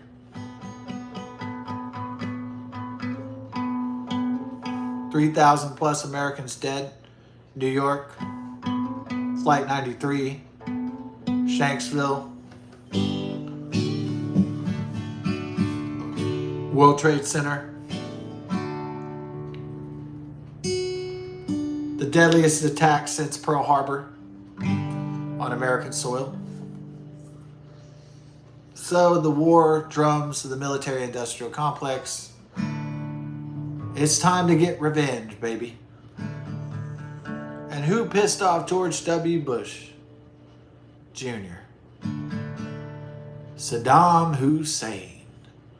So I know they told the American people that we're going to war with Iraq. We're going to invade Iraq in 2003 because they have weapons of mass destruction. No weapons of mass destruction were found.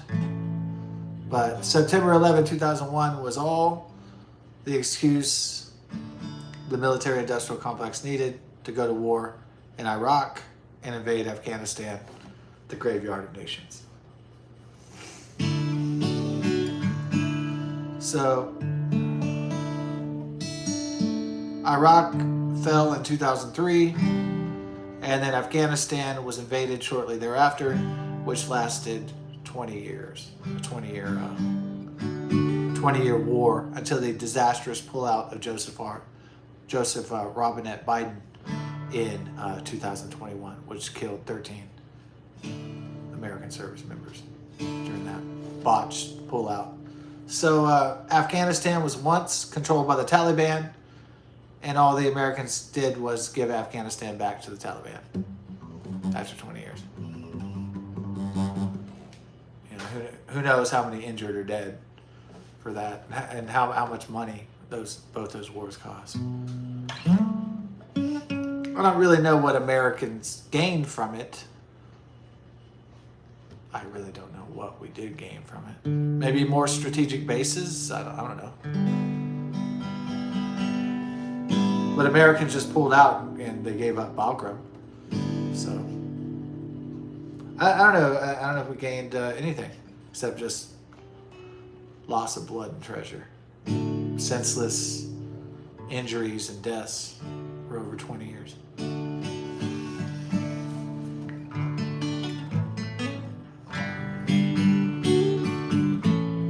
In one of the most suspicious elections of all time, John Kerry and George W. Bush Jr. in 2004,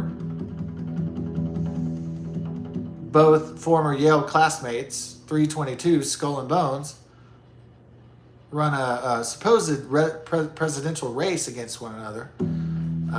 Kerry is an aristocratic douchebag that's always had a privileged life, and who is the husband of the Heinz ketchup fortune. And he's very good at windsurfing, hanging around in Davos and World Economic Forum circles, flying on fossil fuel burning jets, and then wanting to take away fossil fuels from American citizens and people around the world. So he's a fucking hypocrite too. So he's not only an aristocrat, he's also a hypocrite, he's also a douchebag, he's also a piece of shit. So, but all that money can't stop John Kerry from one thing. All those connections at the World Economic Forum and George Soros. There's one thing that John Kerry doesn't have, and it's not his mansion or his millions of dollars. There's one thing he'll never have, which is immortality. He will die eventually, like everybody else. To his chagrin, I guess. I guess that's the sad part for him.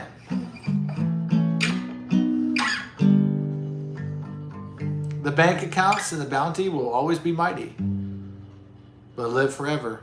The reanimator guy never will do. The guy who wants to eat steak while everybody else eat bugs. You will own nothing and be happy. You will eat the bugs while we eat lavishly. while we do things you can't do. That's John fucking Kerry in a nutshell. Davos, Switzerland, the WEF, EF, BlackRock, Vanguard, State Street, George Soros. That's who they are.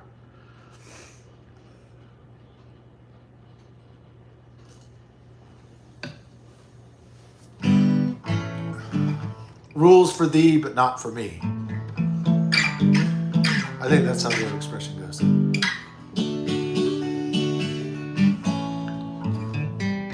So George W. Bush Jr., we got to fight the terror. We'll fight the terror. Let's fight the terror.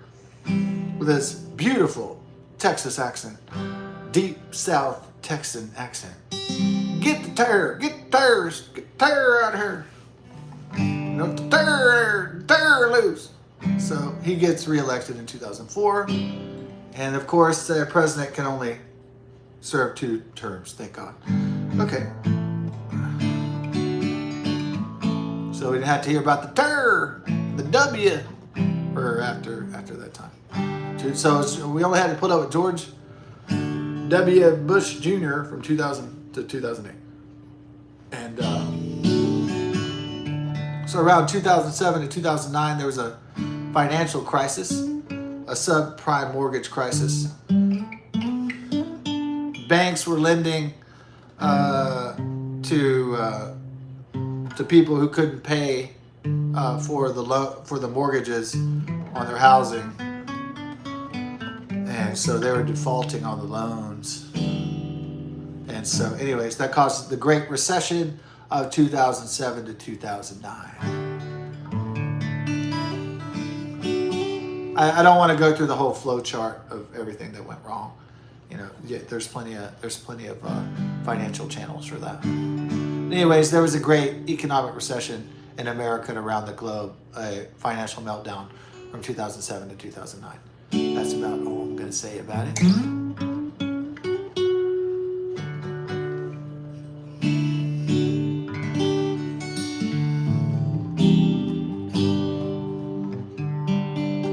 But you'll notice that in the Great Recession, there was no more steak and ale. Yeah. There was no more Bennigan's. Bennigan's restaurants went out of business.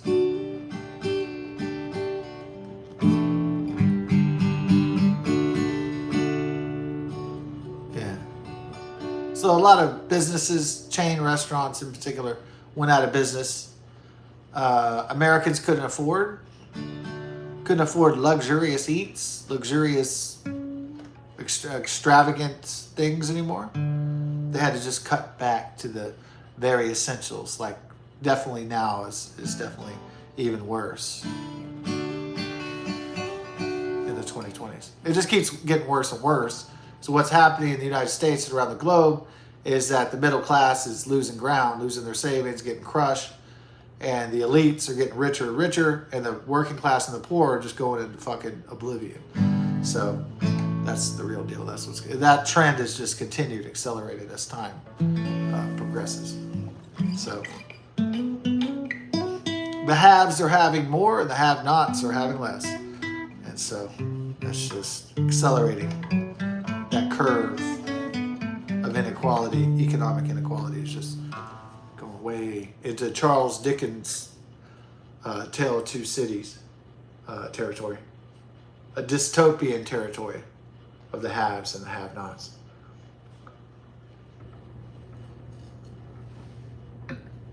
No middle class, or a middle class that's vanishing, and without a middle class you can't stabilize society. It's impossible to have a stable society without a robust middle class.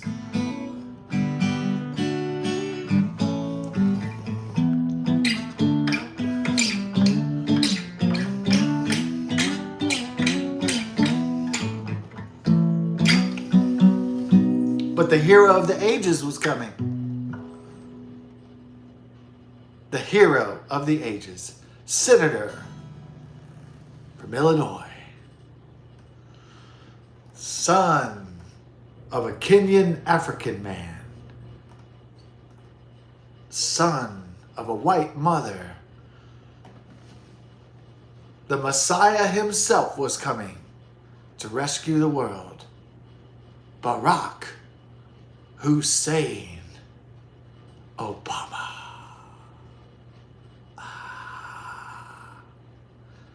Barack Hussein Obama. The world was excited about this Kenyan, part white Hawaiian rock star, or a Barack star of the future.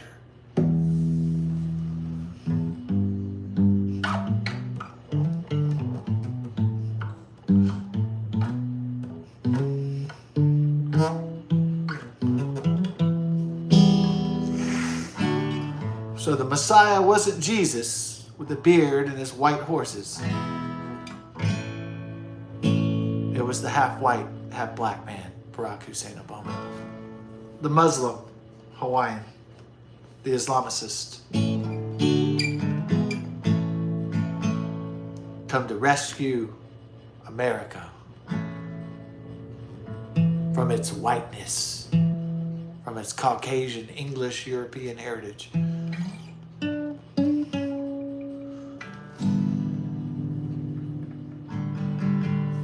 He was well educated.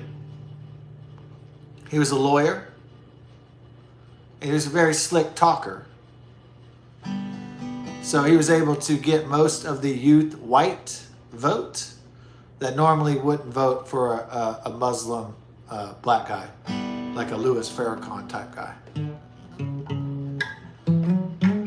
He had just enough white boy in him to fool white liberals, especially the white youth, into voting for Barack Obama. And of course, the black people fawned over him pretty much. The black and the colored people said, "Oh man, this is the first non-white. This is the first interracial president, or the first, dare I call him the first black president, or the first, the first brother president." He's not full brother president. He's not like Uncle Tom. He's the first interracial president. Barack Hussein Obama. He was well spoken. He was well read, and he was a great public speaker. Barack Hussein Obama was a great bullshitter, a great salesman, a great orator for the Democrat Party. Now, captured a spell around people. Now, there were people warning people about voting for him that this guy's a fraud, this guy's a sham. People wouldn't listen because he could talk a great bullshit game. And a lot of people were thinking, hey, let's vote for wouldn't it be cool to vote for the half Kenyan guy? A lot of white people were like, hey, well, let's see what happens. Let's throw shit on the wall and see if it sticks. Let's throw caution to the wind. Let's do something wild for a change.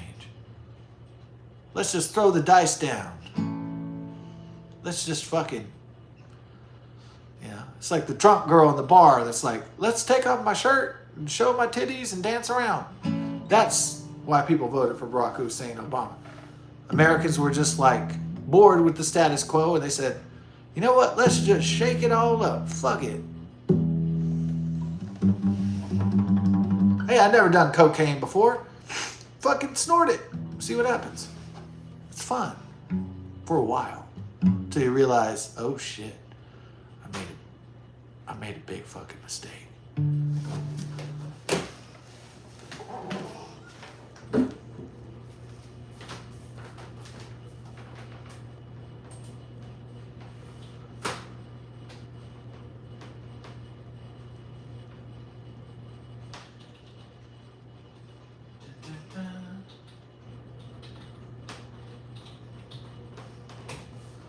Oh.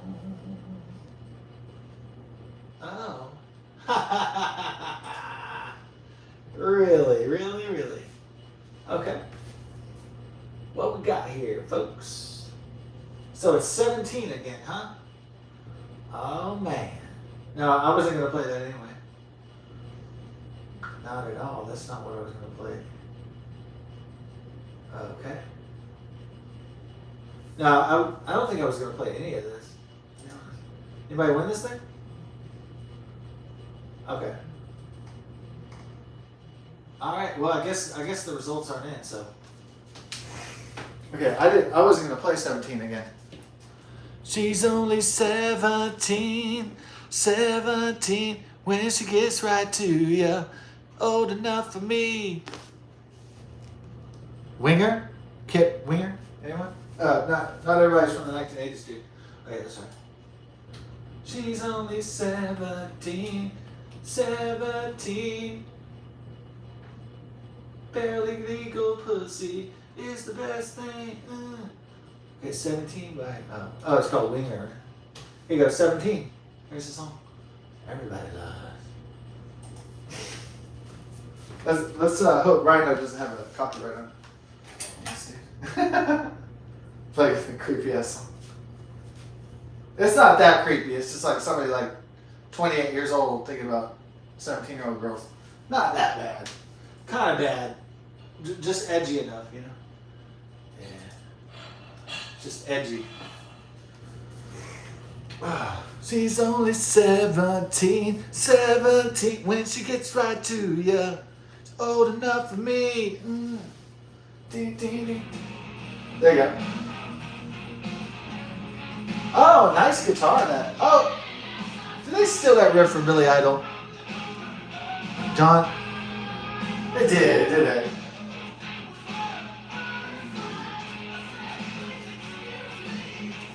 They stole that from Steven Stevens. That's his name. Steve. Is it Stevie Stevens or Steven Stevens? Steve Stevens.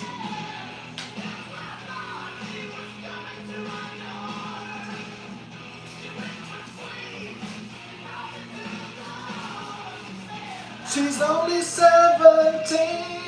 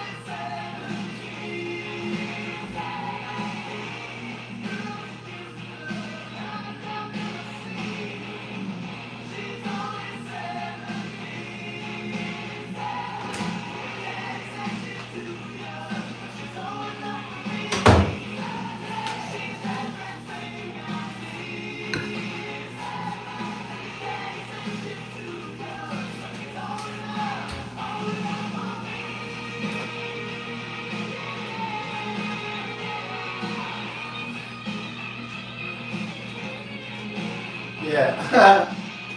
They stole that riff from I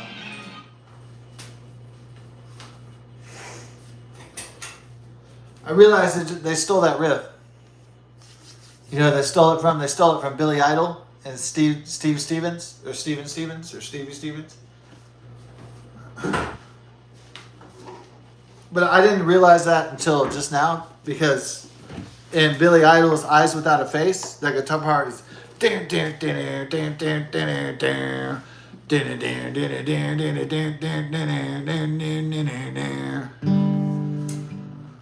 but in Eyes Without a Face, that's only the like the bridge, the breakdown part. The part where he's like, ooh, gigolo dream or whatever. He's like, oh, sinking them down, oh. Yeah. 17 was the number again. She's only... If someone did win the $1 billion, would they sing Winger by 17? She's only 17. 17. Ooh. When she gets... That came out when I was like 8 years old. I was like, 17? I was probably thinking when I was 9 years old, why are these guys singing about 17? The number 17. That doesn't mean anything to me. But then, of course, when I got older, I was like, oh, they're talking about underage punani. Okay, now it makes sense. Underage punani. So the Messiah of 2008 came along, Barack Hussein Obama, the first interracial president to ever be elected in the history of the United States of America. Part Kenyan and part white, or maybe American Caucasian white. And born in Hawaii, supposedly. Supposedly. There was that birther scandal. Okay, let's just say that Barack Hussein Obama was born in Hawaii. Just for, just on the record.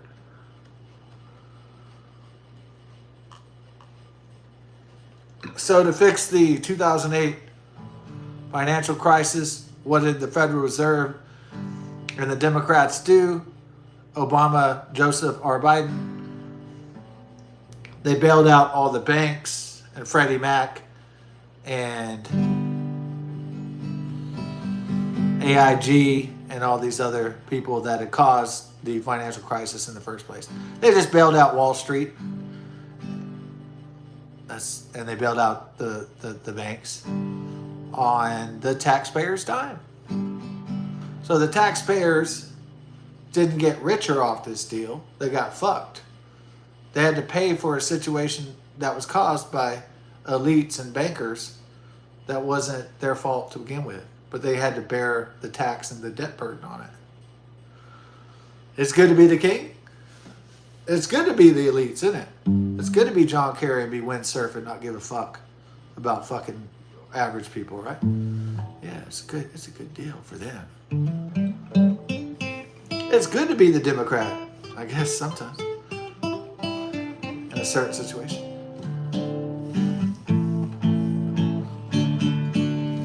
So...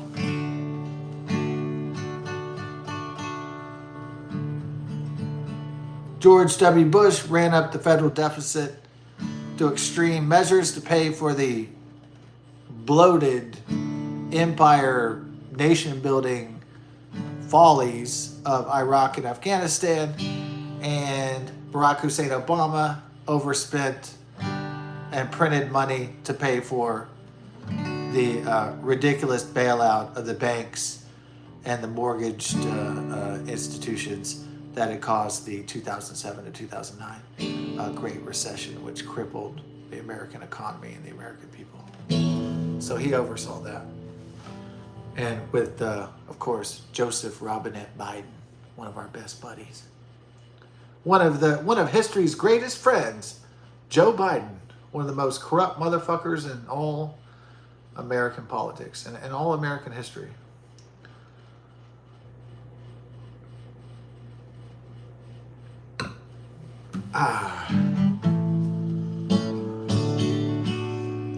Again, Barack Hussein Obama, the Republican task with taking him down they picked like 1996, like Bob Dole, suspiciously, I guess, an old out-of-touch fart that only elderly conservative people, or just elderly people in general would vote for.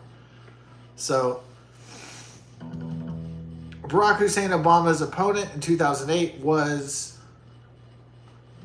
John McCain and his batshit ass crazy running mate Sarah Palin from Alaska. And he was former senator of Arizona. But he seemed like a nice guy. But to young people, he seemed older than dinosaur turds. Maybe not as old as Joe Biden, but, you know, going towards that territory. So the grandpa thing didn't work for the election of 2008. Sometimes the grandpa thing can work. The grandpa nice guy thing can work. Hey, I'm the nice, friendly grandpa.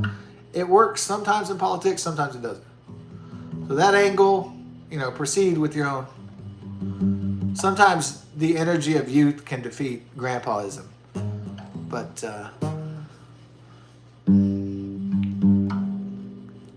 there are presidential candidates like Ronald Reagan, who were able to beat their age stigmas because they're so damn charismatic and such great public speakers, orators, and leaders. So, which was the case for Ronald Reagan. That was not the case for John McCain. That was not the case for Bob Dole, 1996. Sometimes the old farts can't carry it through. Sometimes they just can't do it. They're not charismatic enough. They're not well-spoken enough. They don't got what it takes to carry it across the finish line. So the old fart and the crazy kind of hot gilf couldn't do it. Grandmas will like to fuck. Sarah Palin. She was kind of hot thing, huh? Like with the glasses, secretary look and shit. Not bad. But couldn't clutch it, right? Yeah, not bad.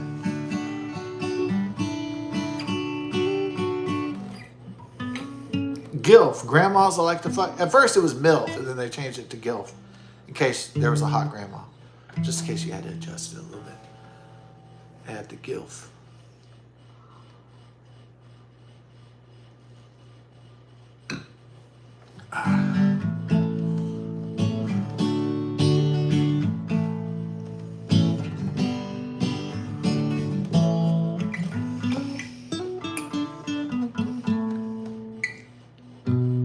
I was introduced in 2008. The girl Anna told me, "Oh, you know about the MILF, huh?"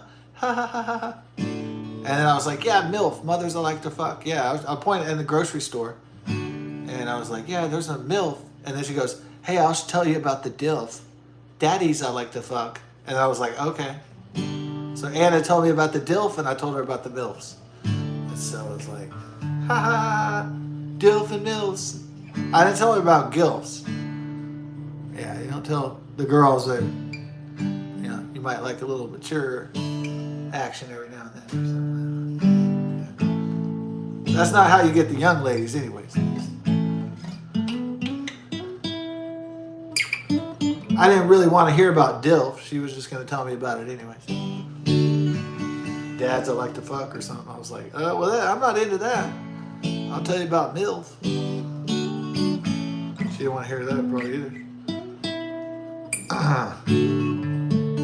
Anna was a bad girl. Oh, yeah. Anna was a naughty girl. She was fun though, right? Yeah. At least she was fun. That's really the fun part.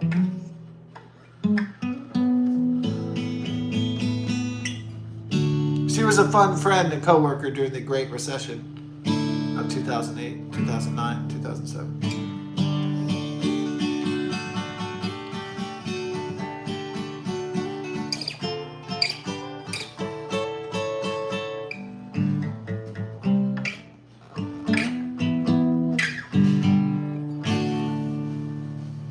Then,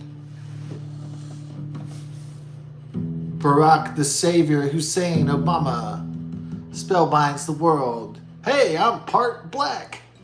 Ah. People are like, ah. Part African, sub-Saharan? This is amazing. But your mom's white, but we'll forget about that. You're a brother, right? Not exactly a brother, but kind of.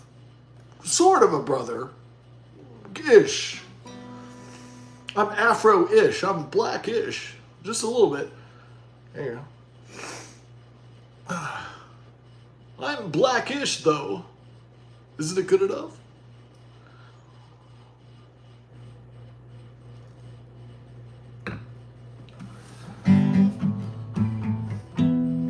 What do you guys want? You want a Uncle Tom? What do you guys want? A little like that kind of shit? I'm a sophisticated Afro-American man.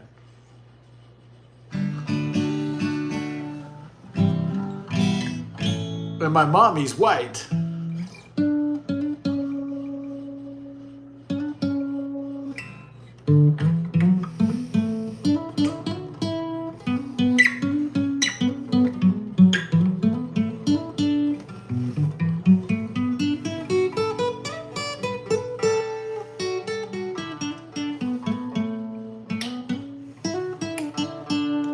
All right, then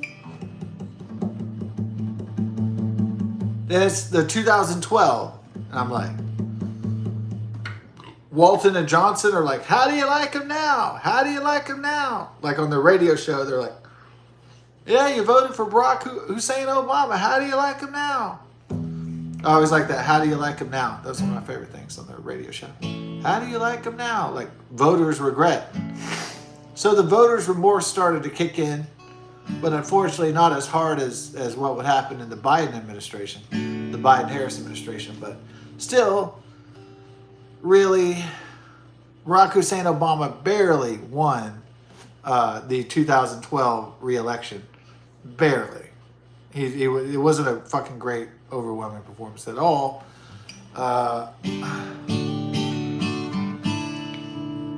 But they picked a Mormon to run against him, the Republican in name only, the sellout guy, Mitt Romney. I voted for Mitt Romney because he wasn't Obama, and that was it. Yeah.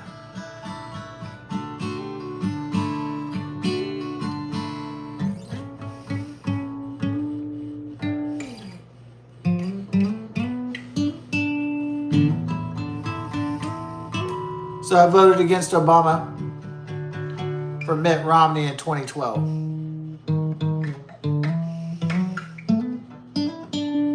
Obama barely won. Just barely got enough states and popular vote to get his second term. Because he was half black or something. That's about it. That's the only trick the Democrats had. Hey, this guy's part African. Isn't that great? Hey, look, he's part black. Aren't you guys excited? Hey, he's part Kenyan. Isn't that pretty cool? Man, that's awesome. So they were able to pull off their magic trick again in 2012, just barely. Barely got away with it.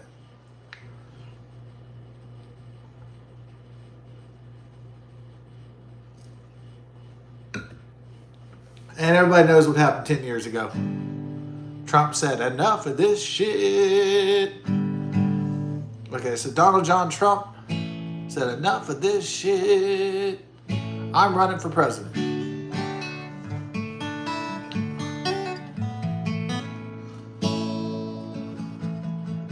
Enough of this shit.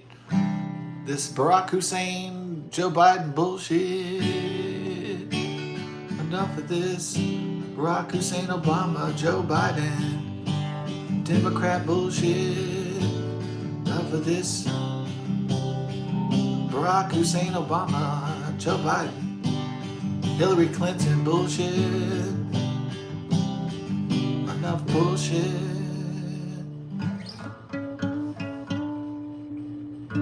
So he said enough was enough of the bullshit. Because he had had enough. Enough of this Democrat bullshit. Enough of the bullshit. Enough of the bullshit.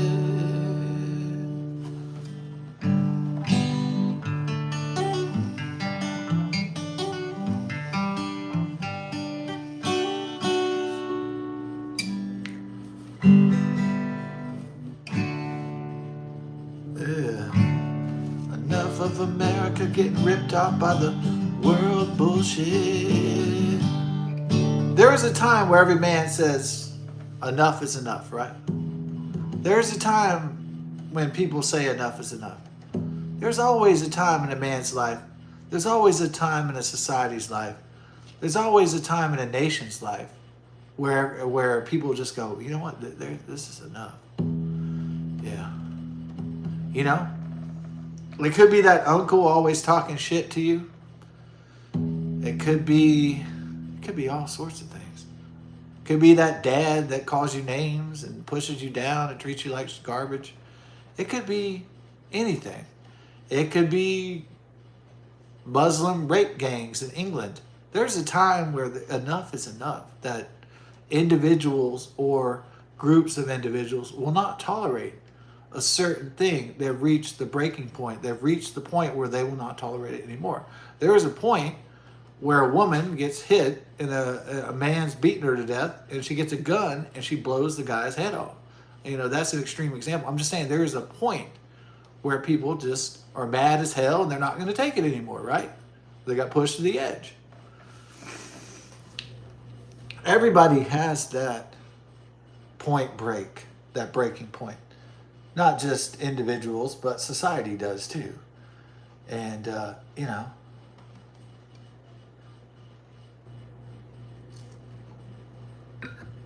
the American colonists that rebelled against King George III, the British Empire, they had enough.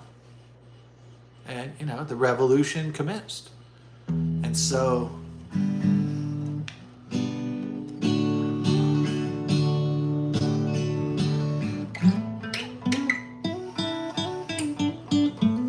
and those wonderful people, those wonderful rebels in Boston threw the tea into the Boston Harbor. Boston Tea Party. So, yeah, there's a point that everybody has where they're just not going to take it anymore. They're not going to be pushovers. They're not going to be bitches. They're not going to be slaves. Everybody, either individually or as a group or as a nation, has that point. So,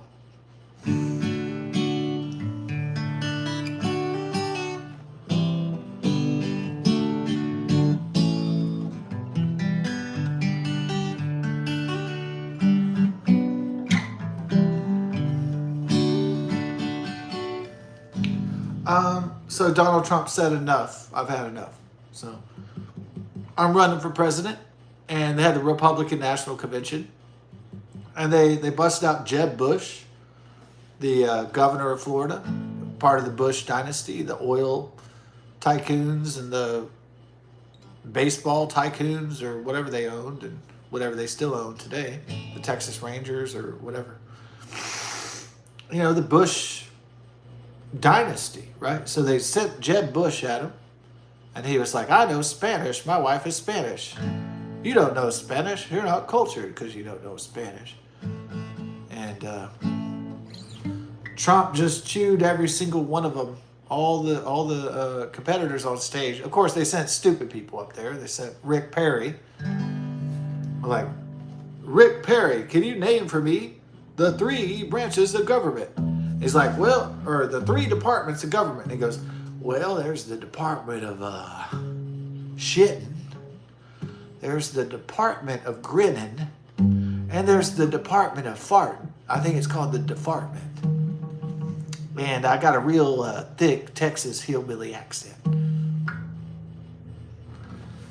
Thank you. Nominate me for president. I'm former governor of Texas, Rick Perry. I don't know the departments of government, and I don't know the branches of government either. I don't even know what a government is, but elect me into government. I'm your man. Maybe that would be brilliant. Elect a guy who doesn't know shit about government into government. That's a great idea. Think about that. A guy who doesn't know shit about law in government. I think that people should have nominated Rick Perry for president, right? I don't know. Is there a department of athletics? Is there a department of health? Or, I don't know. He didn't even get that right. It was like, you got a department of breathing? Oxygen in there?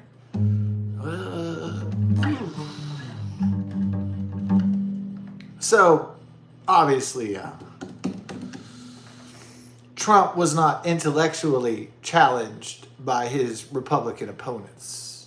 Not really. Yeah.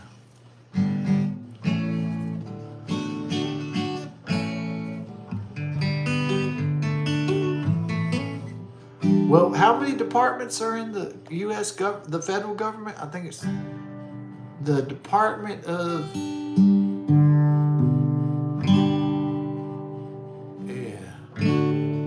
I think there's a department of something or another in there. Something happens, I think. I can't really tell you what happens and stuff, but I tell you what, if you elect me president, I'll get down to the bottom of it, though. I'll tell you that. And tell Bo Cephas I said hello.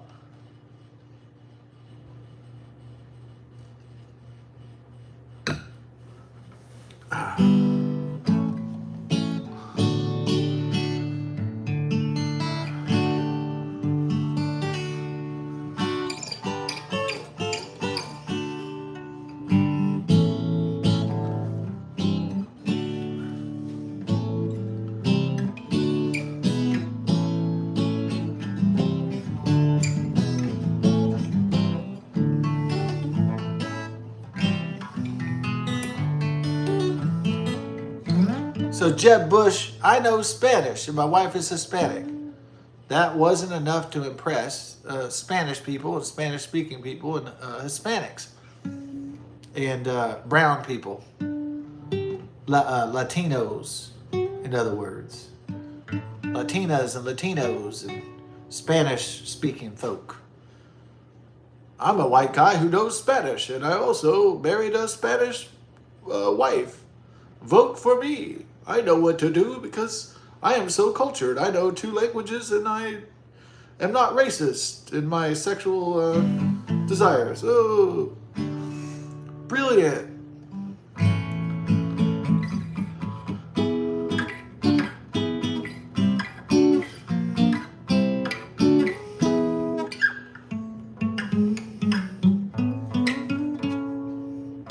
Man. So Jebediah Bush, Jebediah Stain, Jed Clampett did not rise. Jethro, Jibo did not rise to the rank of the President of the United States. Donald Trump rose for the ranks. And they had this little, obsession with Bernie back in 2016. Bernie Sanders from Vermont. The socialist Bernie Sanders guy.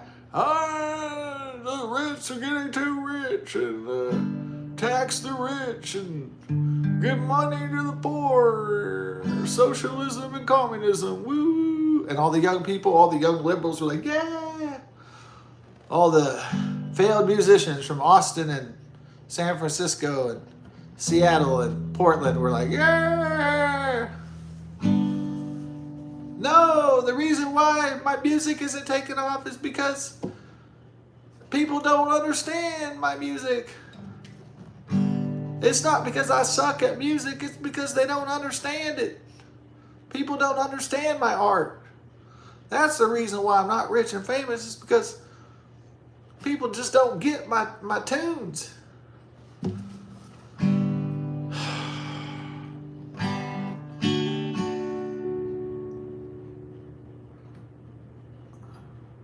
They don't get when I dye my hair blue and sing about giraffes.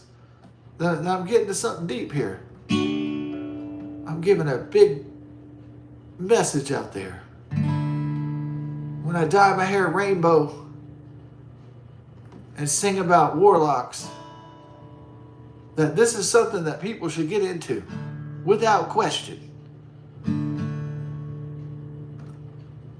Rainbow hair and warlocks should be what music aficionados listen to. And if they don't listen to that, well, there's something wrong with them. And they ain't from Austin, Texas then. They aren't true music fans, I guess.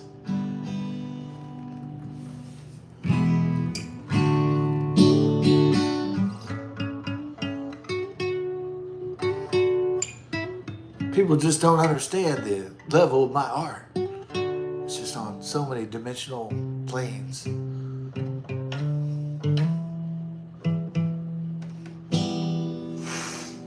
So,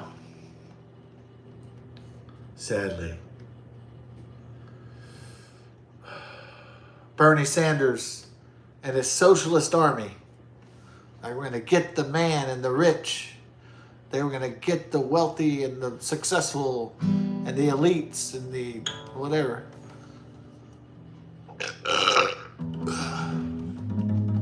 So basically, the Democrat National Convention were like, we got to run Hillary Clinton because people are going to have warm and fuzzy memories that are old enough in a voting age of the 1990s, maybe. The good old Clinton times, playing saxophone and Fleetwood Mac and jamming out and partying and young, sexy women and the internet and all these exciting things. The information superhighway. How exciting. The information superhighway of the internet experience. Young women, barely 25 years old. The good times. The glory days, if you will. Surely people are going to elect the first female president, Hillary Rodham Clinton, because they're going to remember the greatness of William Jefferson Clinton. And they're going to remember the wonderful times of the saxophone and the internet and the joy of the 1990s and watching Friends and the joys of the CD-ROM. The joys of the DVDs and all these things. People are going to remember the internet information superhighway. They're going to say, yes, Hillary Rodham Clinton. Bring back TGI Fridays and Friends. Just bring back the good old days, please. Please, Hillary, help us bring back the good old days. The good old times. When inflation was low and everybody had a great fucking job and the dollar could carry you into the American fucking dream. You could buy a house, and get married, and have a few kids. Back in the good old days.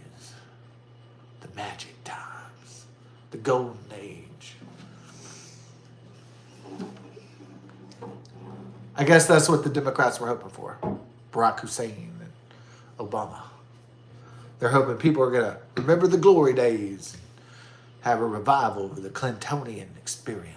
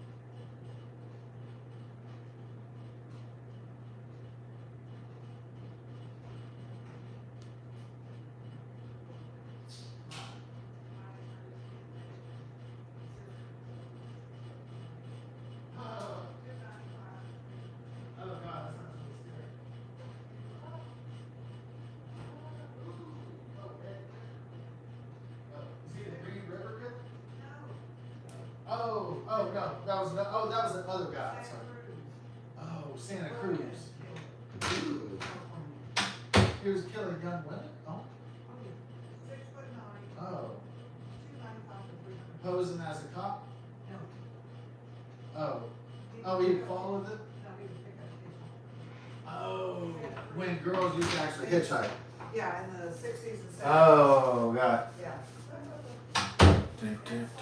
He would pick petite, even 5-foot women. You know. Oh, you mean women that were easy to overpower? Oh yeah. Oh. I just can't imagine somebody being 6 foot. Yeah. Oh. They wouldn't make it here.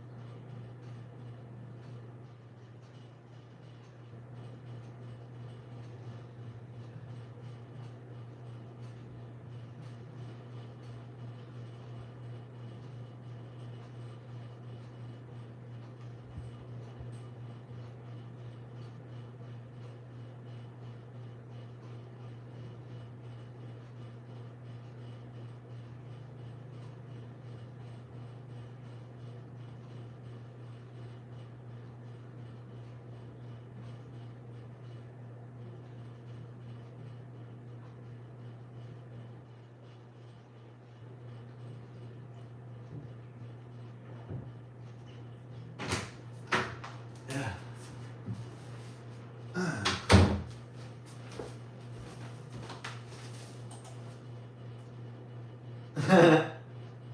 She's only 17. So who did anybody win that thing?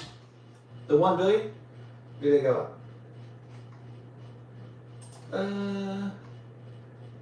Oh, it's still 1 billion right now? Sitting at what? Oh, they're not saying anything about 1 yet, huh? Well, it's past 11:15. What the hell? Okay, well. What about Powerball.com? Dun, dun, dun, dun. Go to the home, yeah. See if anybody won. Are they saying anybody won yet? Dun, dun, dun, dun, dun. 1 billion results pending. Oh, they're not saying, huh? Where that goes up to 1.2? Yeah, of course. Da da da. 17. She's only 17. 17. When she gets right to you, old enough for me. That's a good one.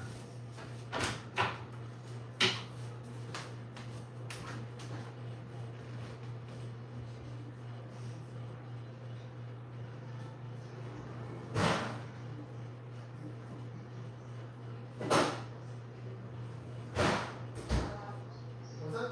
I hope they were glad that I'm not honest. Oh, I am. Why? You used to say it's kind of creepy. Oh, yeah, on the holiday. Yeah, Memorial Day. Oh, you want a beer? No. Are you sure? Yeah. Okay, alright. I mean, I'm not gonna sit after a while, but Yeah, I'll put it up there. right Alright. now. You used to say that Memorial Day, Labor Day was kind of creepy around here. Yeah, but. Until they moved in. Yeah, now these two numbers are coming nowhere. Yeah. But you know what? Also, in this decade, a lot of people are broke, so they can't do shit on fucking holidays anyway. So it's like, yeah, unfortunately. Yeah. Anyway, I went outside, but it's Oh. like every time I. Oh, she's still there? drive You think she around. has a sensor? No, she don't. I just was joking. Yeah. Oh, no, she has a sensor when somebody moves. Yeah. Well, you can. Maybe she's just a cigarette addict. She is, Yeah. because there's no picture of her. Oh, yeah. But also, like, we can hear her pretty sure, and it used to stay with that. Yeah. And it stopped, she got fixed or something, or Oh, yeah. W40 did. Yeah. Well, now it's starting to stick, but we can really. Oh, Oh yeah, is it? But, Yeah. well, not bad, not as bad as it used to be, but, like, it's cold out. I can see maybe her something loudly. If you open it up loud, the patio door up here, but the one down there that I just, Oh yeah, yeah. right? Right. But she probably could hear, well, maybe when I'm doing it, it's so quiet, if the pool's not in, and I'm not getting it. People out there. But she's always freaking out there smoking. Yeah, yeah, So it's like, good morning. yeah. But anyway, Yeah.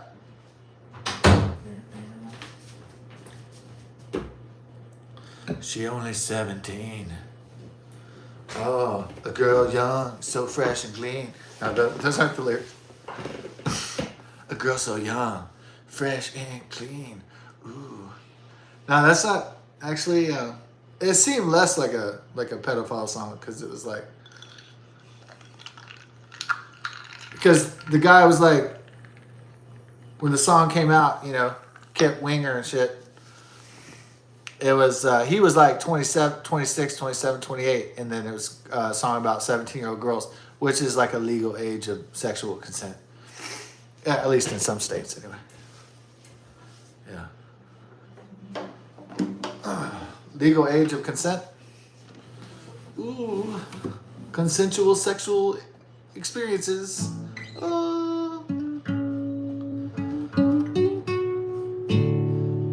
Consensual sexual.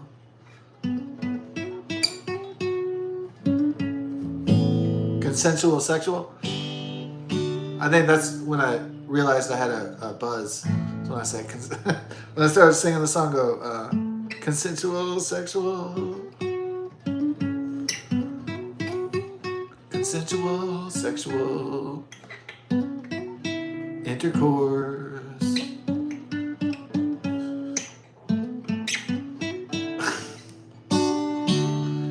You get the buzz when you start laughing, right? Yeah, it's just funny. It's not even funny. Yeah, it's like if you smoke enough weed, you'll start laughing at the refrigerator. You'll just start laughing at the fridge. If you're stoned enough, you'll just be ah. Yeah. My favorite part of being stoned early in the morning was laughing at the sprinkler systems. Yeah, that's the best part. That's the best part, getting ripped on the marijuana.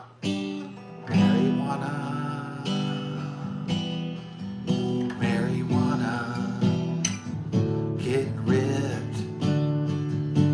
I had 5 KFC. Drumsticks.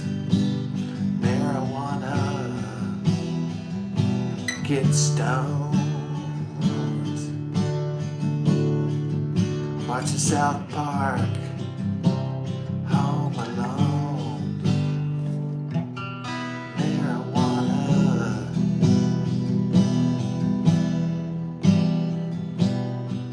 Seeing some tits. Chicken wings. Taking a shit.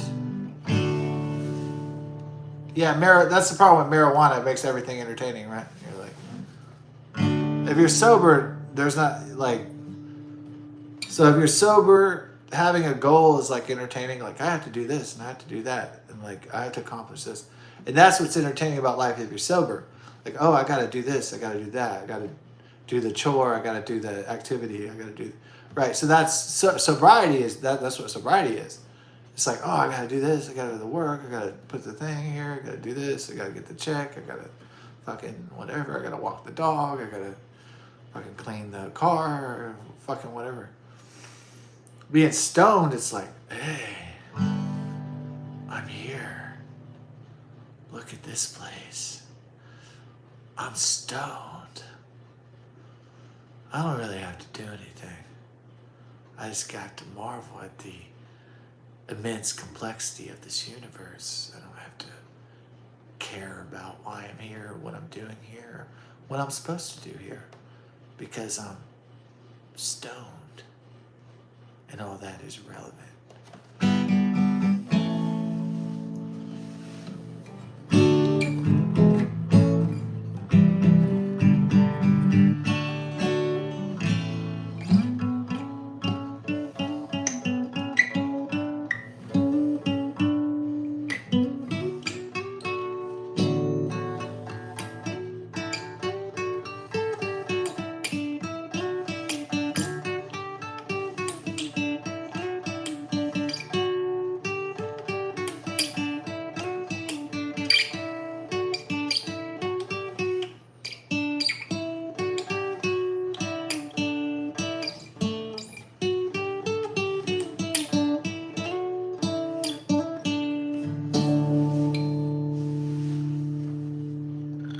Ode to Joy, Beethoven, Symphony Number 9.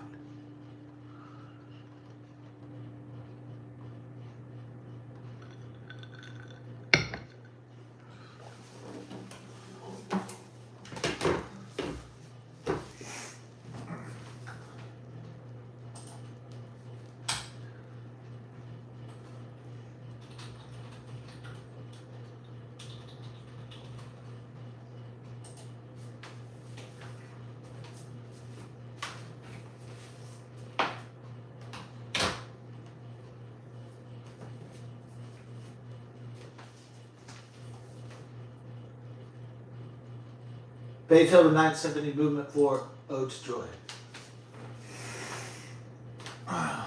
Listen to this and reflect.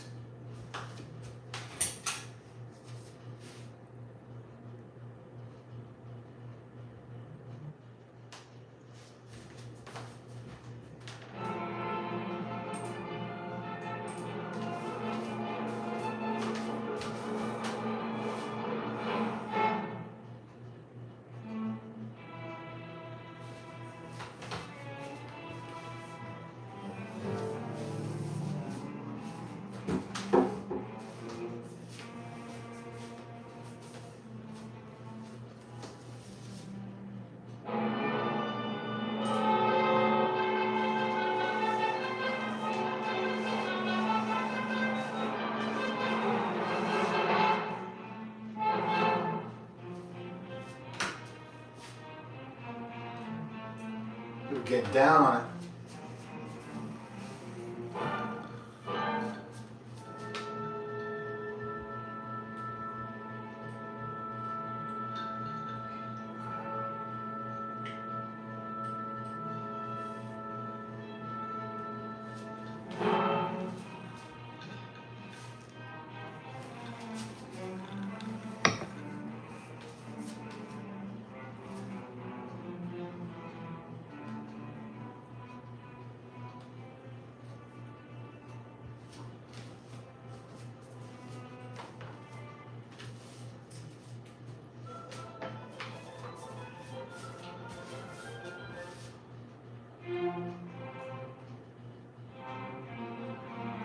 You remember this part?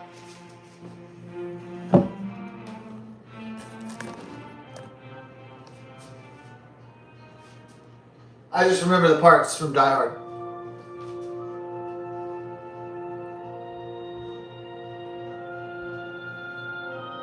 Man, these chicks really know how to blow in here. Except that, isn't that girl cute right there? That's a nice one. I like the stoner look of this dude. This is cool.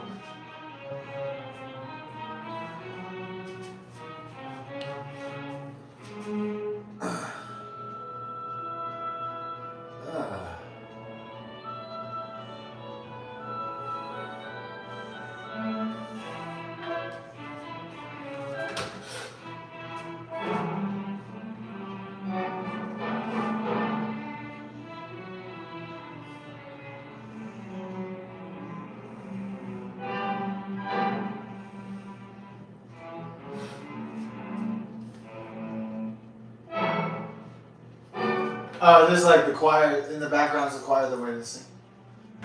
Now she is majestic right there, the young brunette chick. Majestic.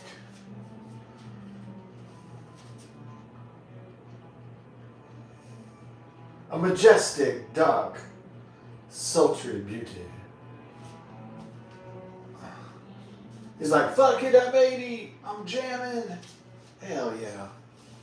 That's the kind of spirit I like to see around here in the orchestra. He's probably badass at the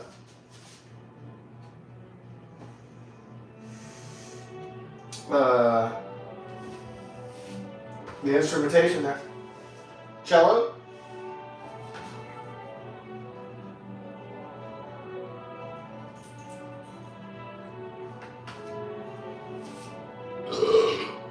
Oh, sorry for that, guys.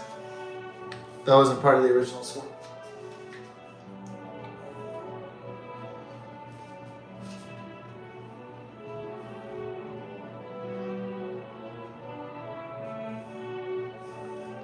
It's Harry Potter's dad.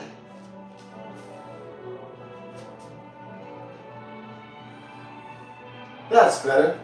The violins. Good. That's more like it.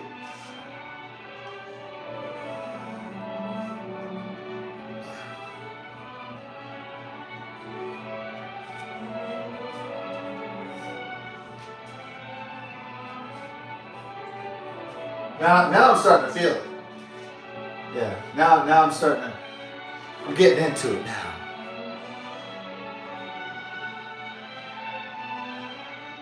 Beethoven, Ludwig van Beethoven.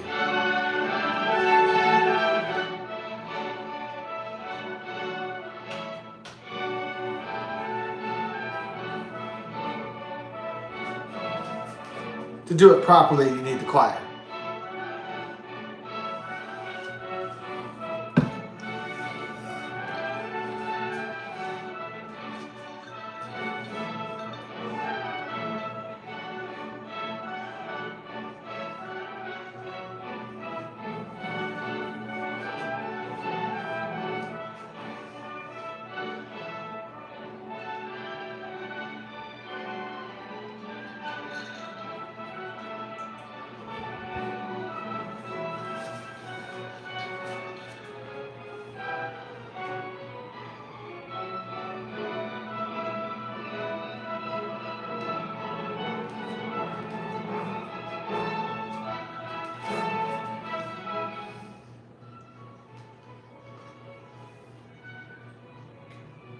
Oh, is this not? This is not the original. Yeah, this is the interpretation.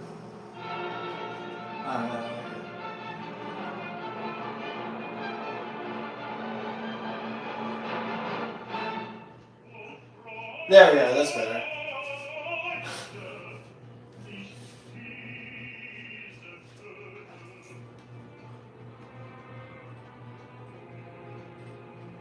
That's better.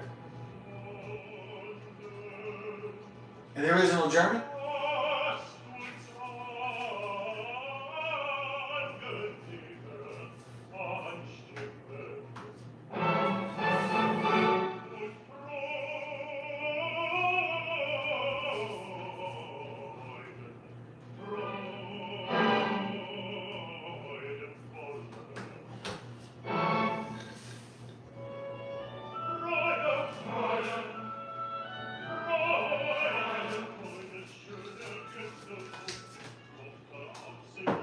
Is it Austria? Oh.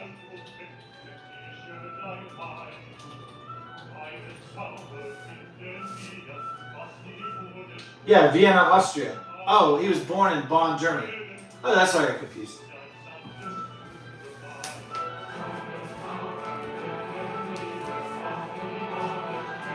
He was born in Bonn, Germany. He died in Vienna, Austria. You're like, is he Austrian or German? Yeah, it's both.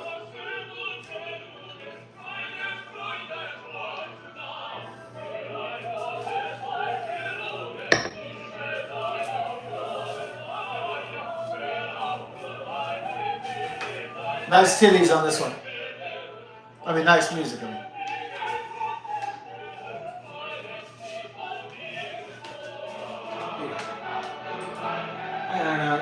do I think that's a really proper? It has 4.2 million views, but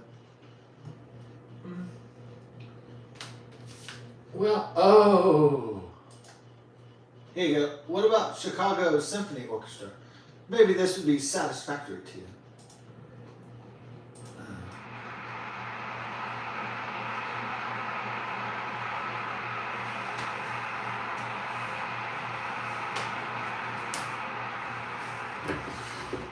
Maybe this will be a satisfactory rendition.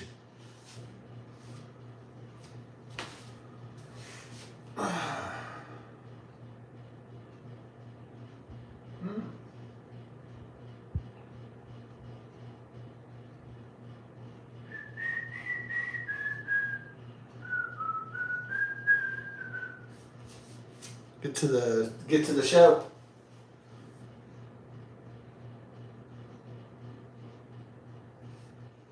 Peace out, Charlie. I never knew you, but I feel it.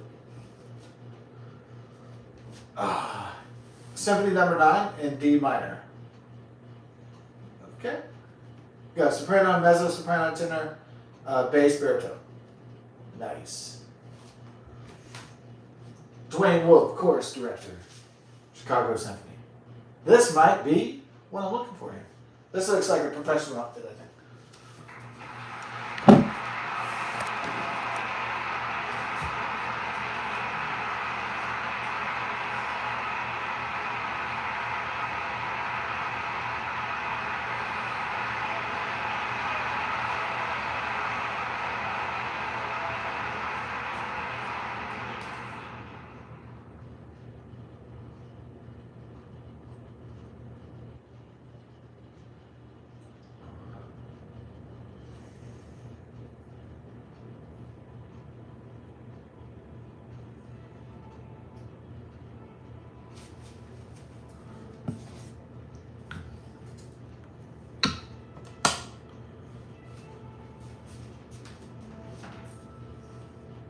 You know, I tell this is going to be super dope.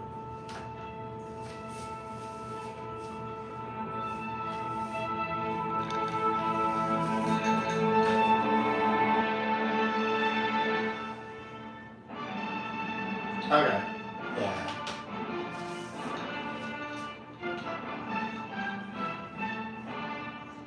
This is really going to kick it.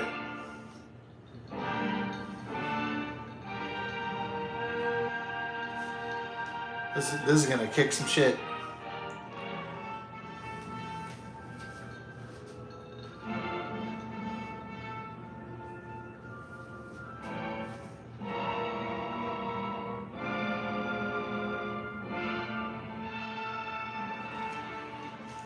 Boy's hitting that flute like the Ocarina of Time.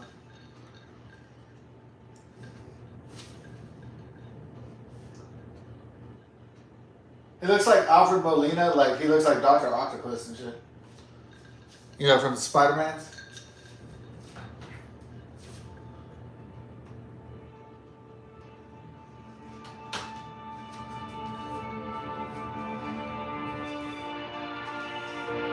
This is like the sci-fi version or something.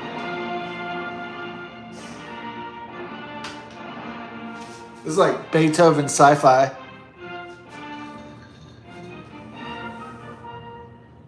Everything's so clean in this one. It's like almost like there's no mistakes. Like it's just almost like it's so perfectly done.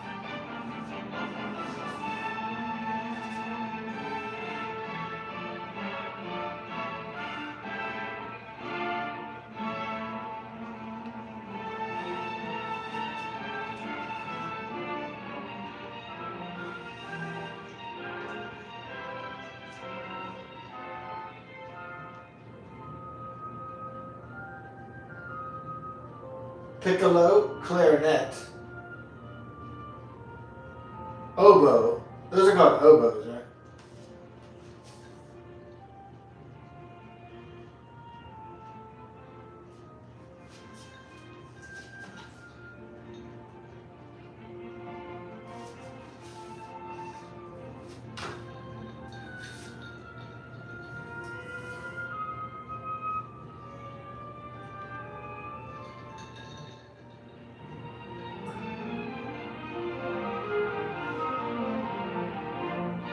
Huh. I never really heard it like that before.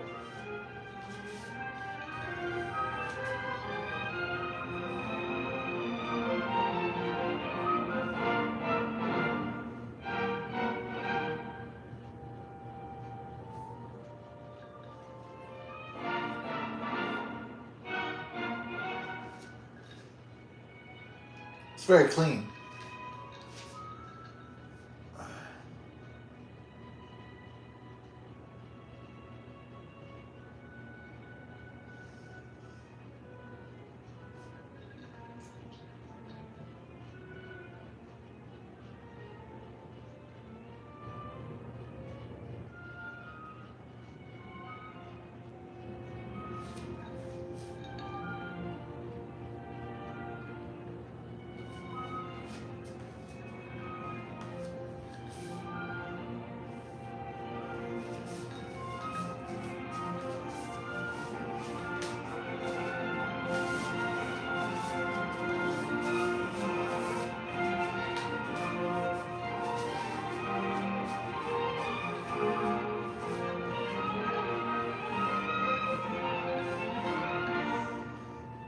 Ah.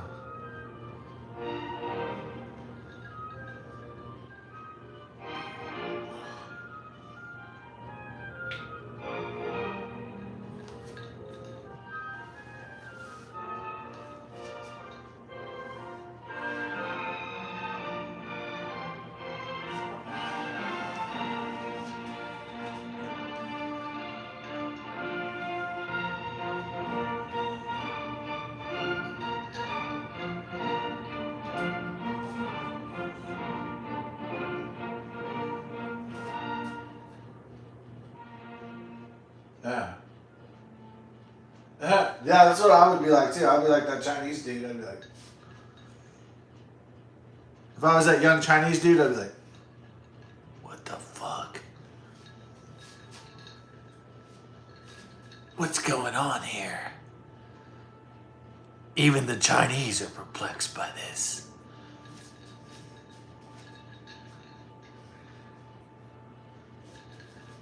Even Asian people are stupefied by this. Is this what human emotions are?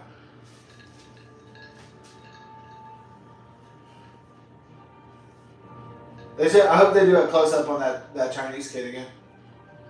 It's like, oh my God, my life has changed forever.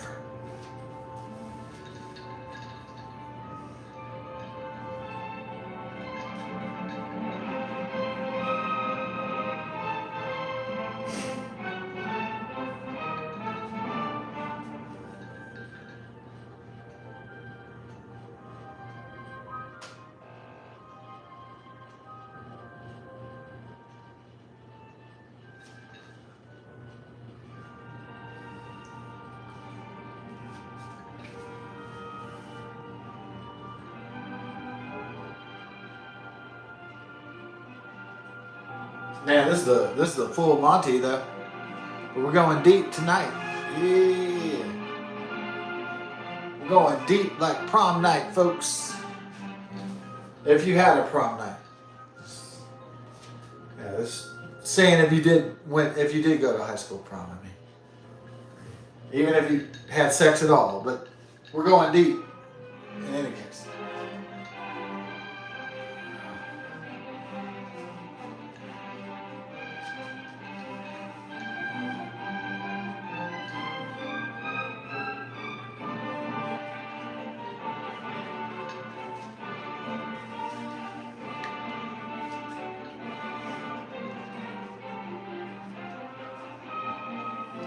Well, I have diarrhea. Diarrhea.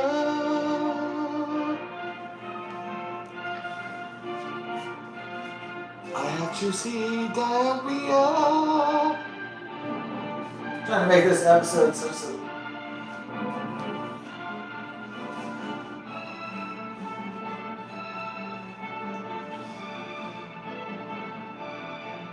Actually, my life reflects the human tragicomedy.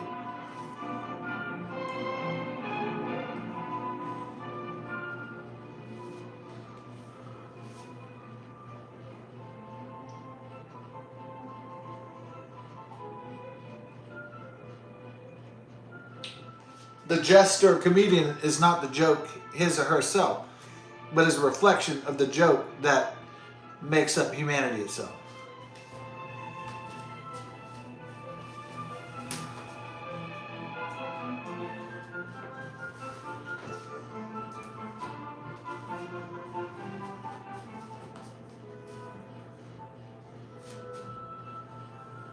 Those oboe boys are killing it.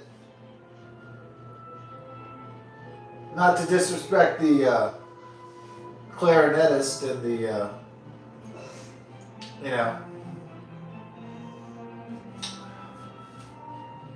the the bass boys and shit, but those oboists are killing it.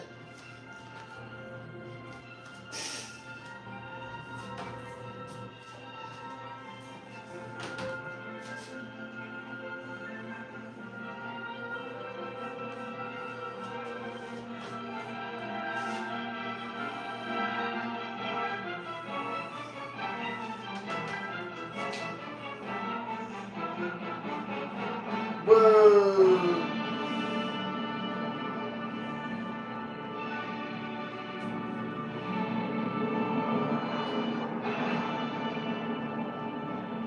Man, it's like dropping those beats.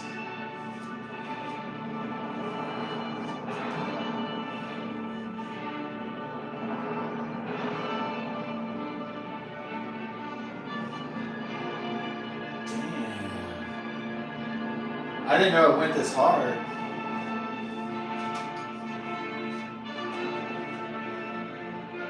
Metallica doesn't have shit on this.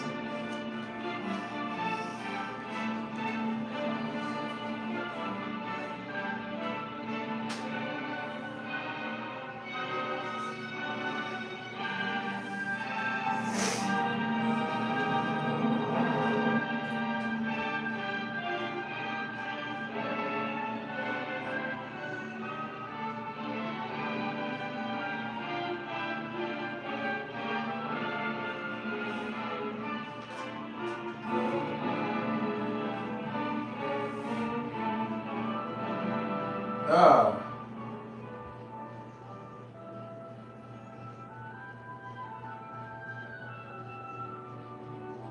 Let me guess, we're not in movement 4 yet, right? I don't think so.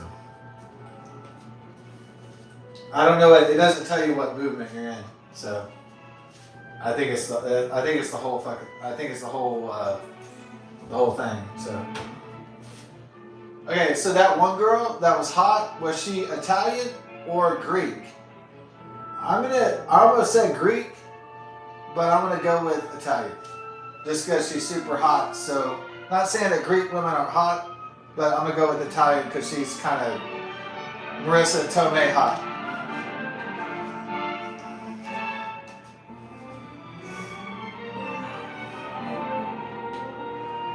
These oboe boys are just fucking killing it.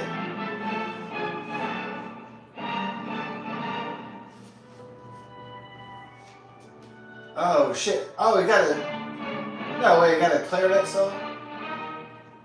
That was so dope. Oh. That's a lot of pressure to have a solo, but that's also like that's really badass though.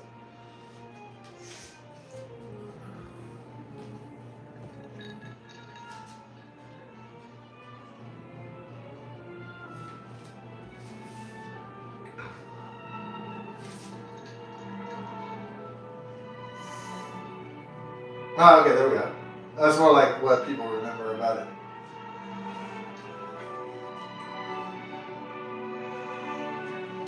Yeah, that's incredible.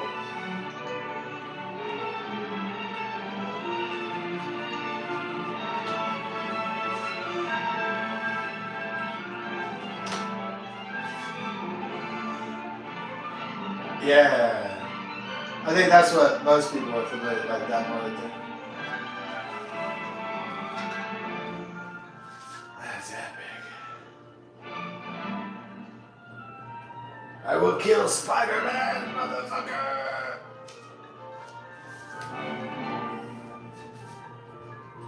Peter Parker, you're not supposed to be here.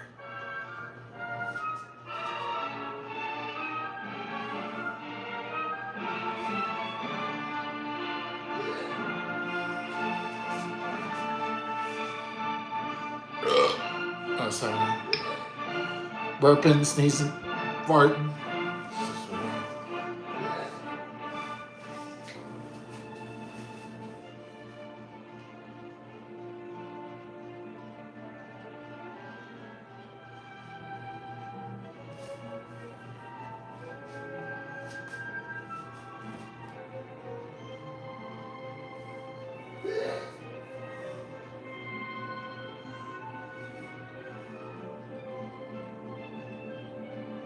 Bass boys don't. No, are those the cellos? They have upright bass, cellos. I don't even know sometimes. Oh.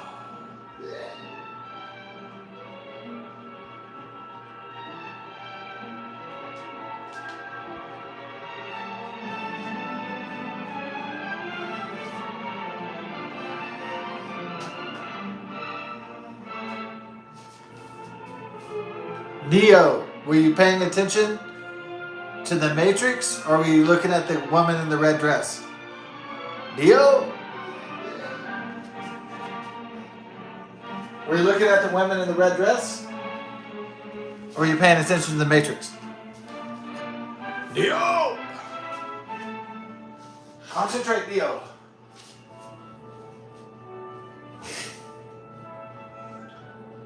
Were you looking at the woman in the bubblegum dress? Or were you paying attention to the actual, the Matrix?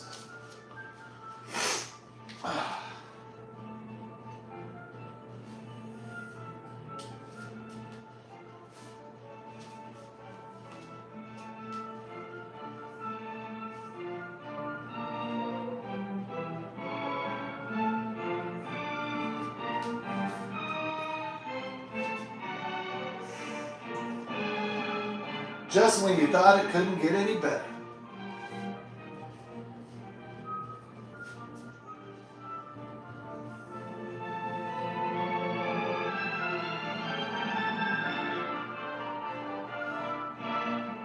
Huh.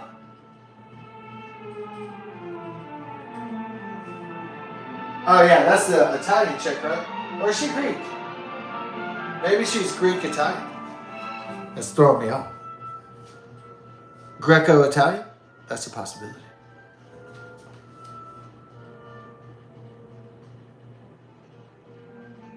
This lady's like, the 1980s never ended.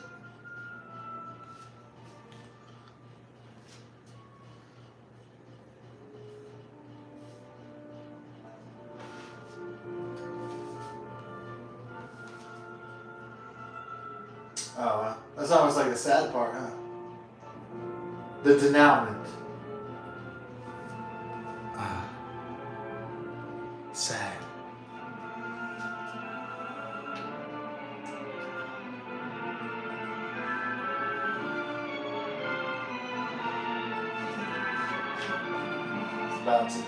It's about to rip.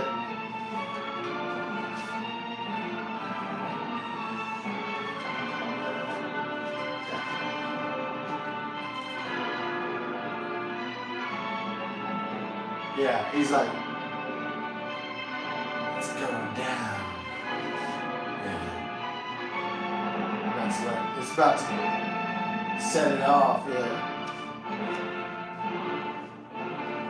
It's about to get lit up in here.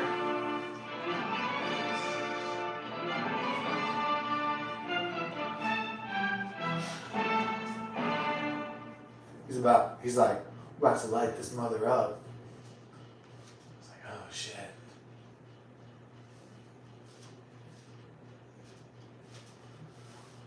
Alright.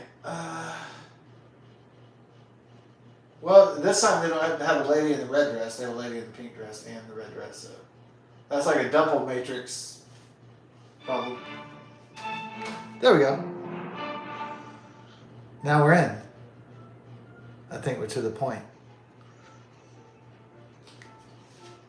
Oh, is this movement 4? The famous Die Hard Movement 4, Beethoven. Ludwig von Beethoven, Ninth Symphony. Here it is. The legendary, the epic. Fine over here.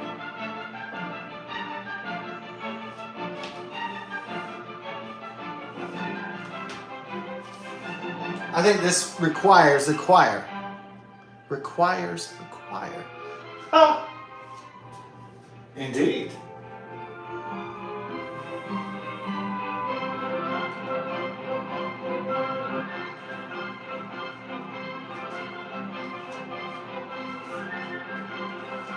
Give it up for those oboe boys. I don't think the oboe section gets enough credit, you know, honestly speaking. Look at how much the oboe's over here, man. Is it O-B-O-E? Is that how you spell oboe? I know it sounds like hobo, but that being said, here we go.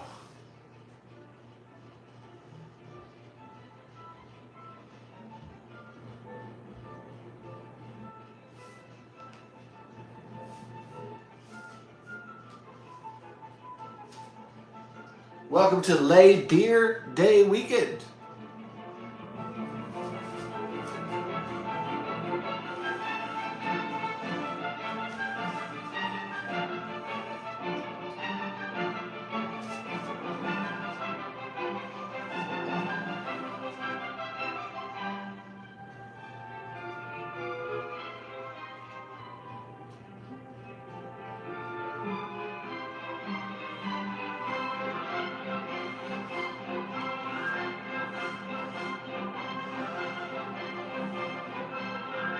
Or is that movement number 3?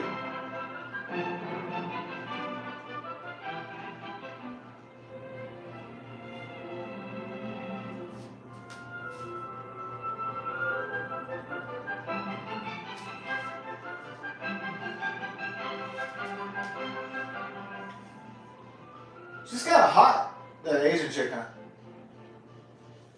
That MILF is looking good. Now check it out. We need to like bring the frame up so we show it. See, if you see like a nice Asian babe, here we go. Don't be distracted, Neos.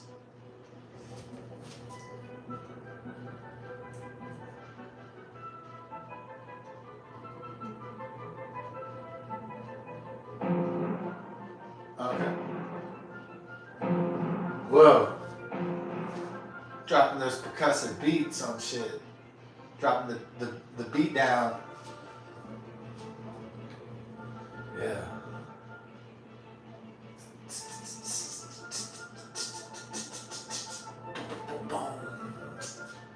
That's a good one, dude.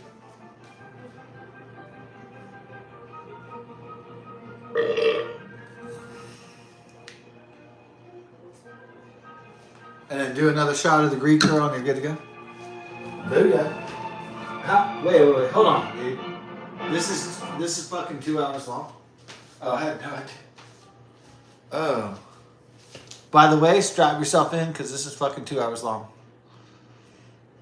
Yeah. This is 2 motherfucking hours long. I just saw the runtime.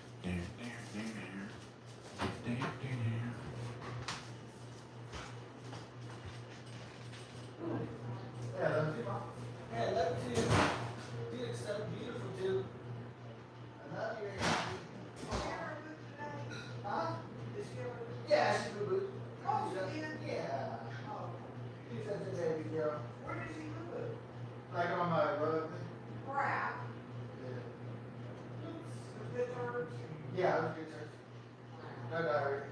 Okay. Yeah. She got up circling around, I said, go to your body bag. Yeah, if you have to move, we'll go to your body bag, honey A bear. little bit of that here. Yeah, go. Alright. Yeah. What, you want a little fork? Oh, you want a Is little there fork? some left? Well, I mean, it went in the ice over there. Oh. Yeah, this is. Oh, just a little bit, just a little bit. Okay, that's not. Thank Right, you. right.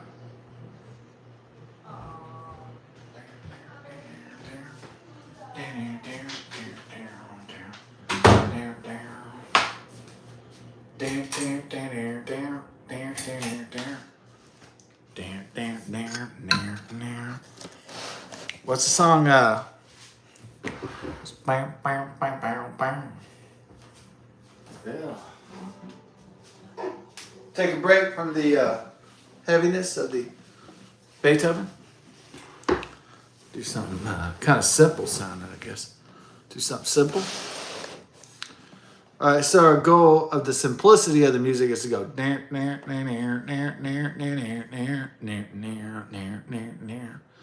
exactly what I just heard in my head, which is all right,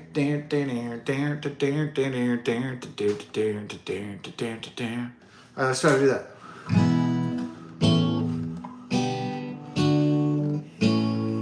All right, let's see what key it is.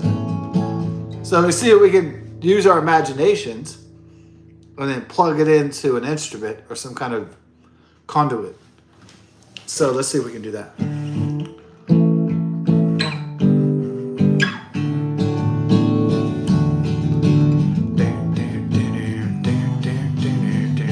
Or should it be?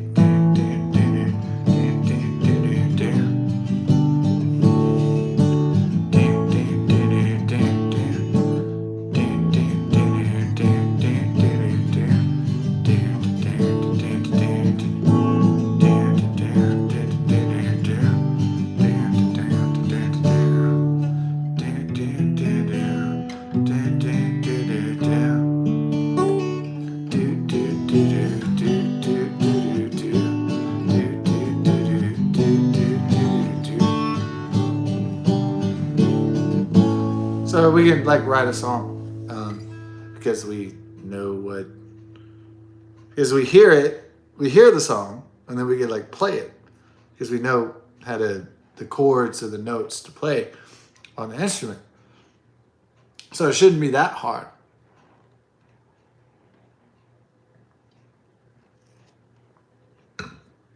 You don't have to be Ludwig von Beethoven. You don't have to be John Lennon. You don't have to be Sir Paul McCartney. You don't have to have music in your blood to play music, do you? Or do you? Well, what is that?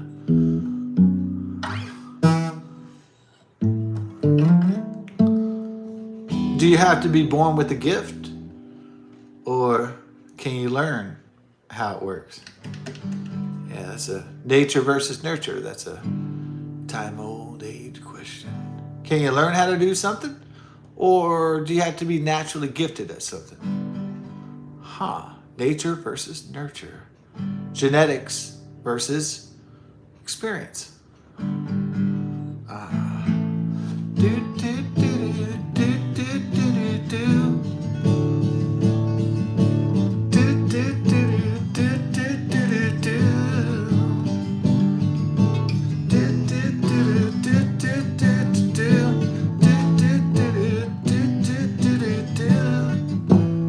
No, it's not that.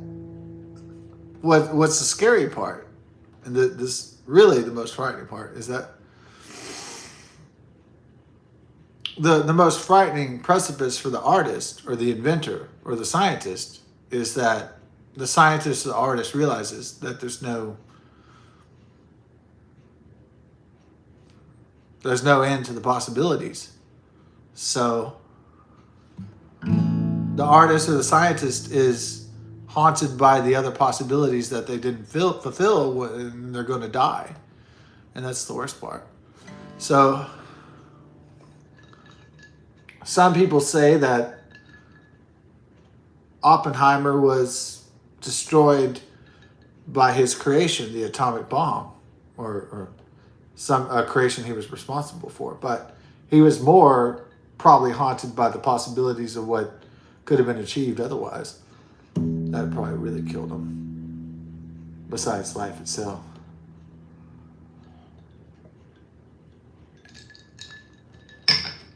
No. The artist or the inventor or the creative person,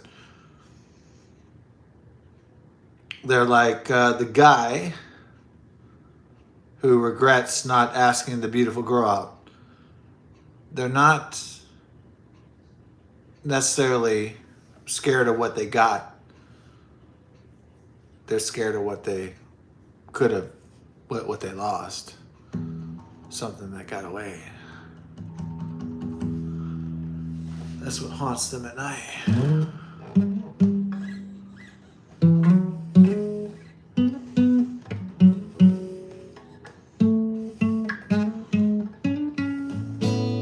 Oh, speaking of which, it's the 80th anniversary of the end of World War II.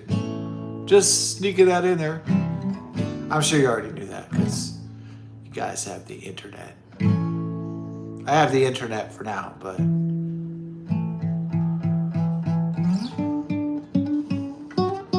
I guess even if I was homeless, I could have the internet at the local Barbara Bush library. Wi-Fi roaming or something.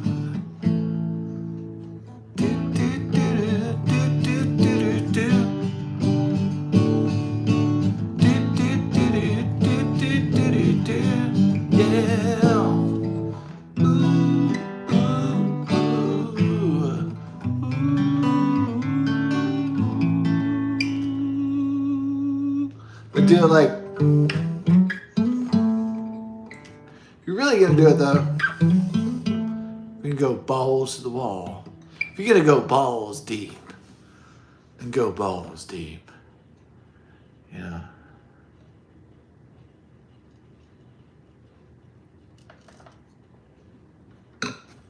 Well, thinking extreme can cause extreme consequences. So, some people tell a guy, don't go any further. And the guy might say, I want to go further. And the world tries to hold him back because they're afraid. But maybe sometimes the guy needs to be held back. Maybe sometimes, maybe it is too far. A bridge to cross. And sometimes maybe the guy tries to go extremely into the bridge ahead and he falls. And he and he almost dies through this attempt at greatness, at this attempt at glory. Maybe sometimes guys are like Alexander the Great and they fight too many battles and they fight too many extreme ones and then eventually they're dead and they're crippled. They overshot their ambition. Maybe that also can occur.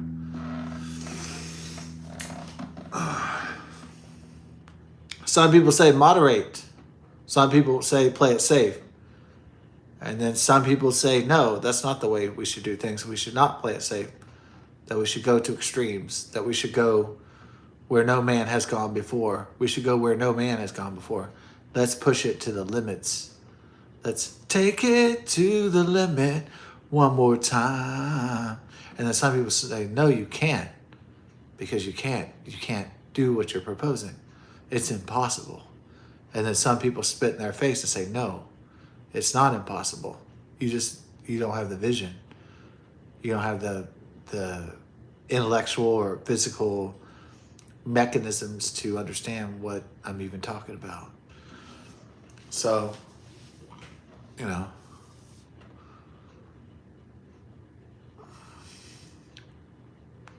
what I think about people that hold back because they're afraid, I don't think they're necessarily stupid. I just think that they hold back, that they don't grasp for enough.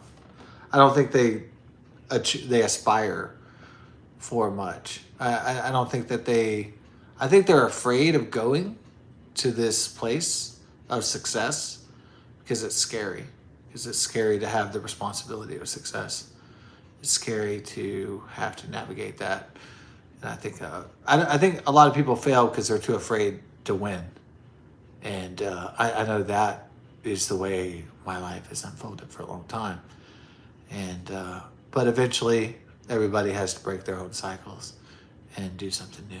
So people don't succeed because they're too afraid to win. Because winning would mean they would have to face the fright and the responsibility of being a winner. And for some, it's too much to bear. Being a winner, then people would ask you all the time, how did you do it? How did you win? And people would look up to you and they'd admire you, and you'd have friends and you'd have lovers and you'd have an exciting life. And so a lot of people are losers because they're afraid of what could be, what they're capable of.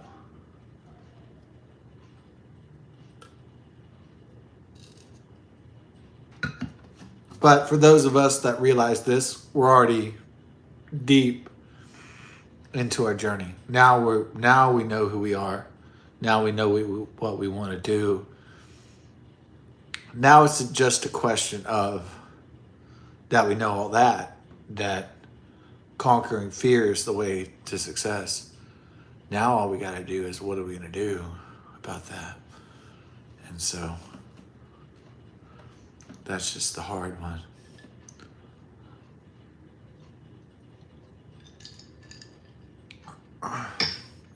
We could either sink back and be like them, and we could say, oh, you know what? We're just going to give up. We're just losers. And we're just going to accept our fates. Or we're going to fight. So that's the only question. Are we going to back down or are we going to fight? Are we going to go out in a blaze of glory or in a blaze of lame retreat? That's it.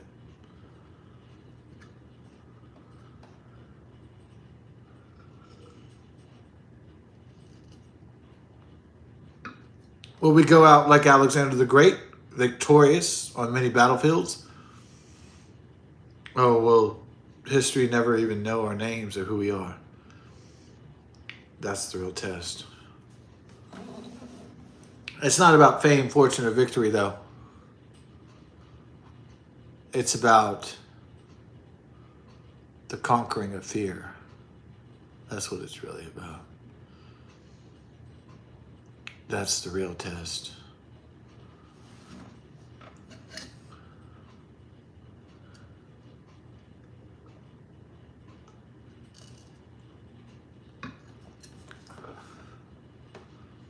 Will we rise in victory or cower in defeat? There's no other alternative except success itself. So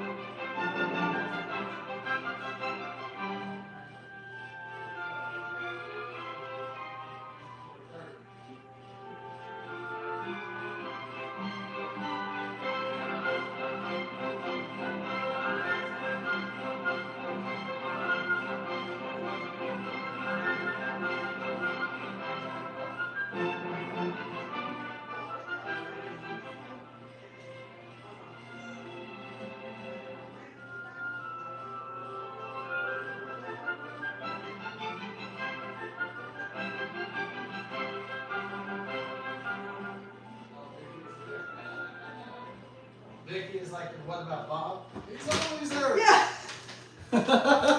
I'm hell. Yeah. She's our water.